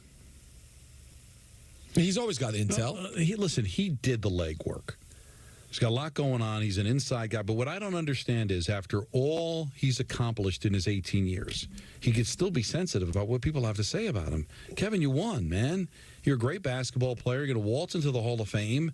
Like, why are you so concerned what's being said at this point? It's ridiculous. Now, I opened the show saying I wanted to hug Jason Kelsey after this punk fan was trying to goad him into something, and he took the fan's phone, smashed it into smithereens. Now, before you're about to play the audio? Before we play it, what's your prediction? Mine is he says it wasn't the right thing to do. Probably, and that will be disappointing for me. Let's see. Let's hear. You know, listen, I think everybody's seen on social media everything that took place this week. I'm not happy with anything that took place. I'm not proud of it. And, you know, in a heated moment, I chose to greet hate with hate. And I just don't think that that's a productive thing. I really don't. I don't think that, you know, it leads to discourse and it's the right way to go about things. In that moment, I fell down to a level that I shouldn't have. So I think the bottom line is, you know, I want to live my life. I try to live my life by the golden rule. That's what I've always been taught. I try to treat people with common decency and respect, and I'm going to keep doing that moving forward. Even though I fell short this week, I'm going to do that moving forward and continue to do that. So, dude, you did nothing wrong. Sometimes you have to face hate with hate. Yeah, but he does. I respect him, man. He didn't. Okay, but if he doesn't say anything, then that punk's allowed to say what he wants. Does that further it? No, but does that make it better? No, he just doesn't want to show his kids that the answer is to get angry and do something somewhat violent. Sometimes you do have to get angry. Yeah, but he disagrees. And not everybody is a social media troll. A lot of times people will troll in person, and now that they know that things can go viral, and now you know you can get a reaction, if you own it and are proud of it, then you're almost welcoming it to happen again. No, I don't think it will happen again. If you let it happen, then it will happen again. If you answer it, it won't. No, well, there's different ways of looking at it, Michael. If you just ignore it, then people will be like, well, he didn't cave. Everybody's trying to get a reaction. All right, the guy lost his phone, but he got a reaction, went viral. You know, next time, it might escalate to the point where he does lose control. You know, God forbid, Michael, if he decided to punch that guy, he could kill him. So I'm with you. I love the fact that he reacted the way that he did.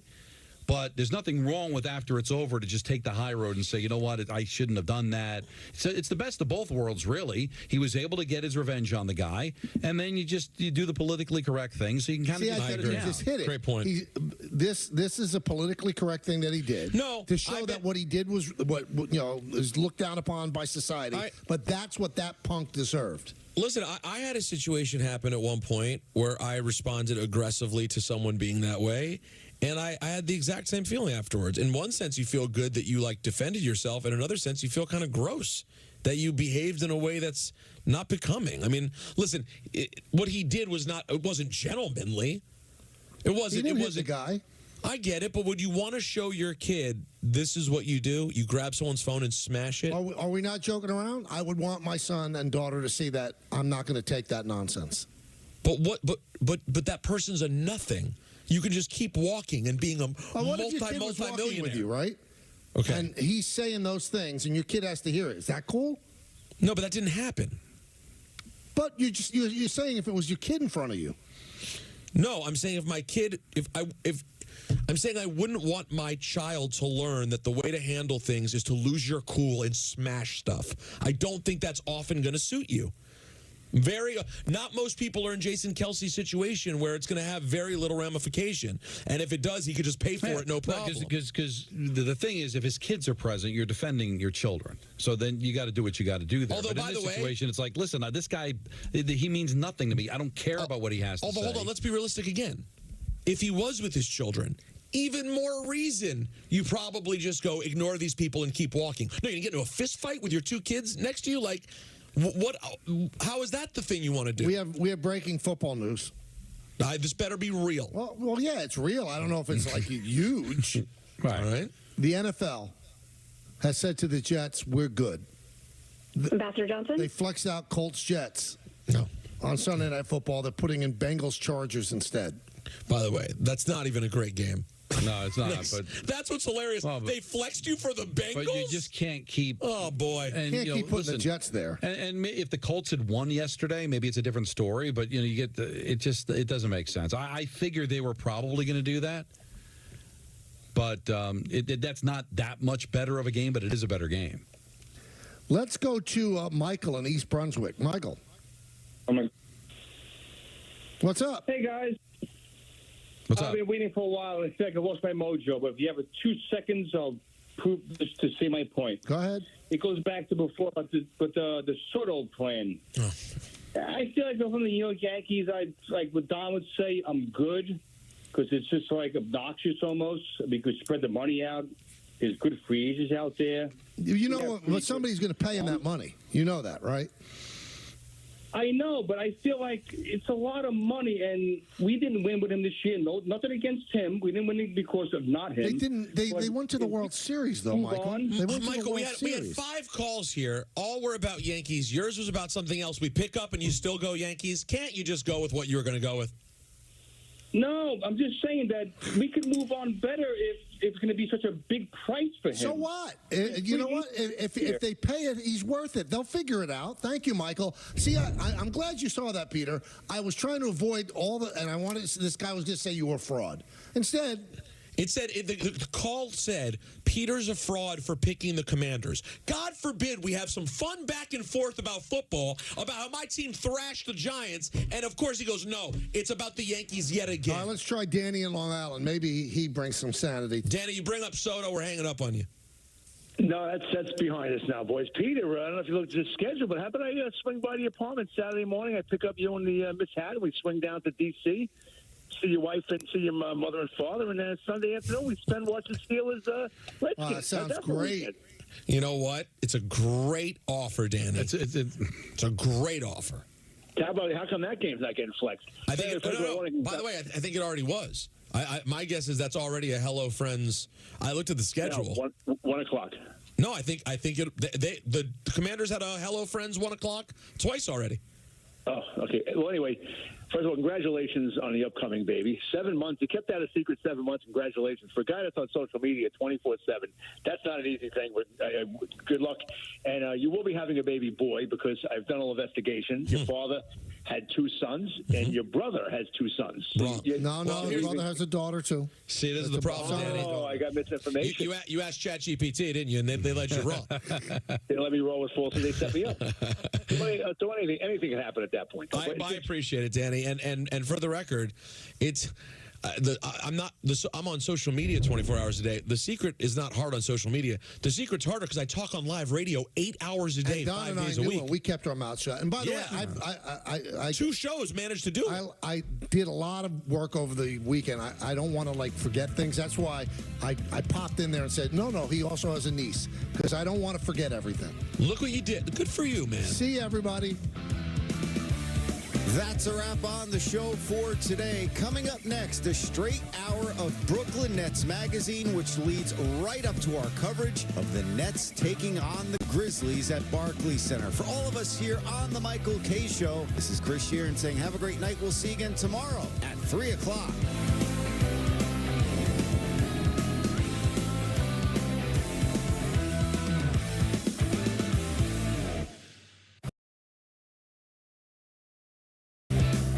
K Show on Yes is presented by Untuck It. Shirts designed to be worn untucked. Shop now at untuckit.com. Untuck It makes every guy look better. From tall to short, from big to slim. From our iconic button-downs for all shapes and sizes to a whole lot more. Try us today.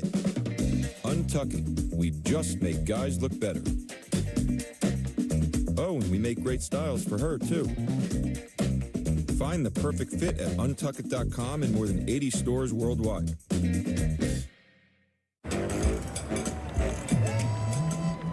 It's big, it's back, and it's only $6.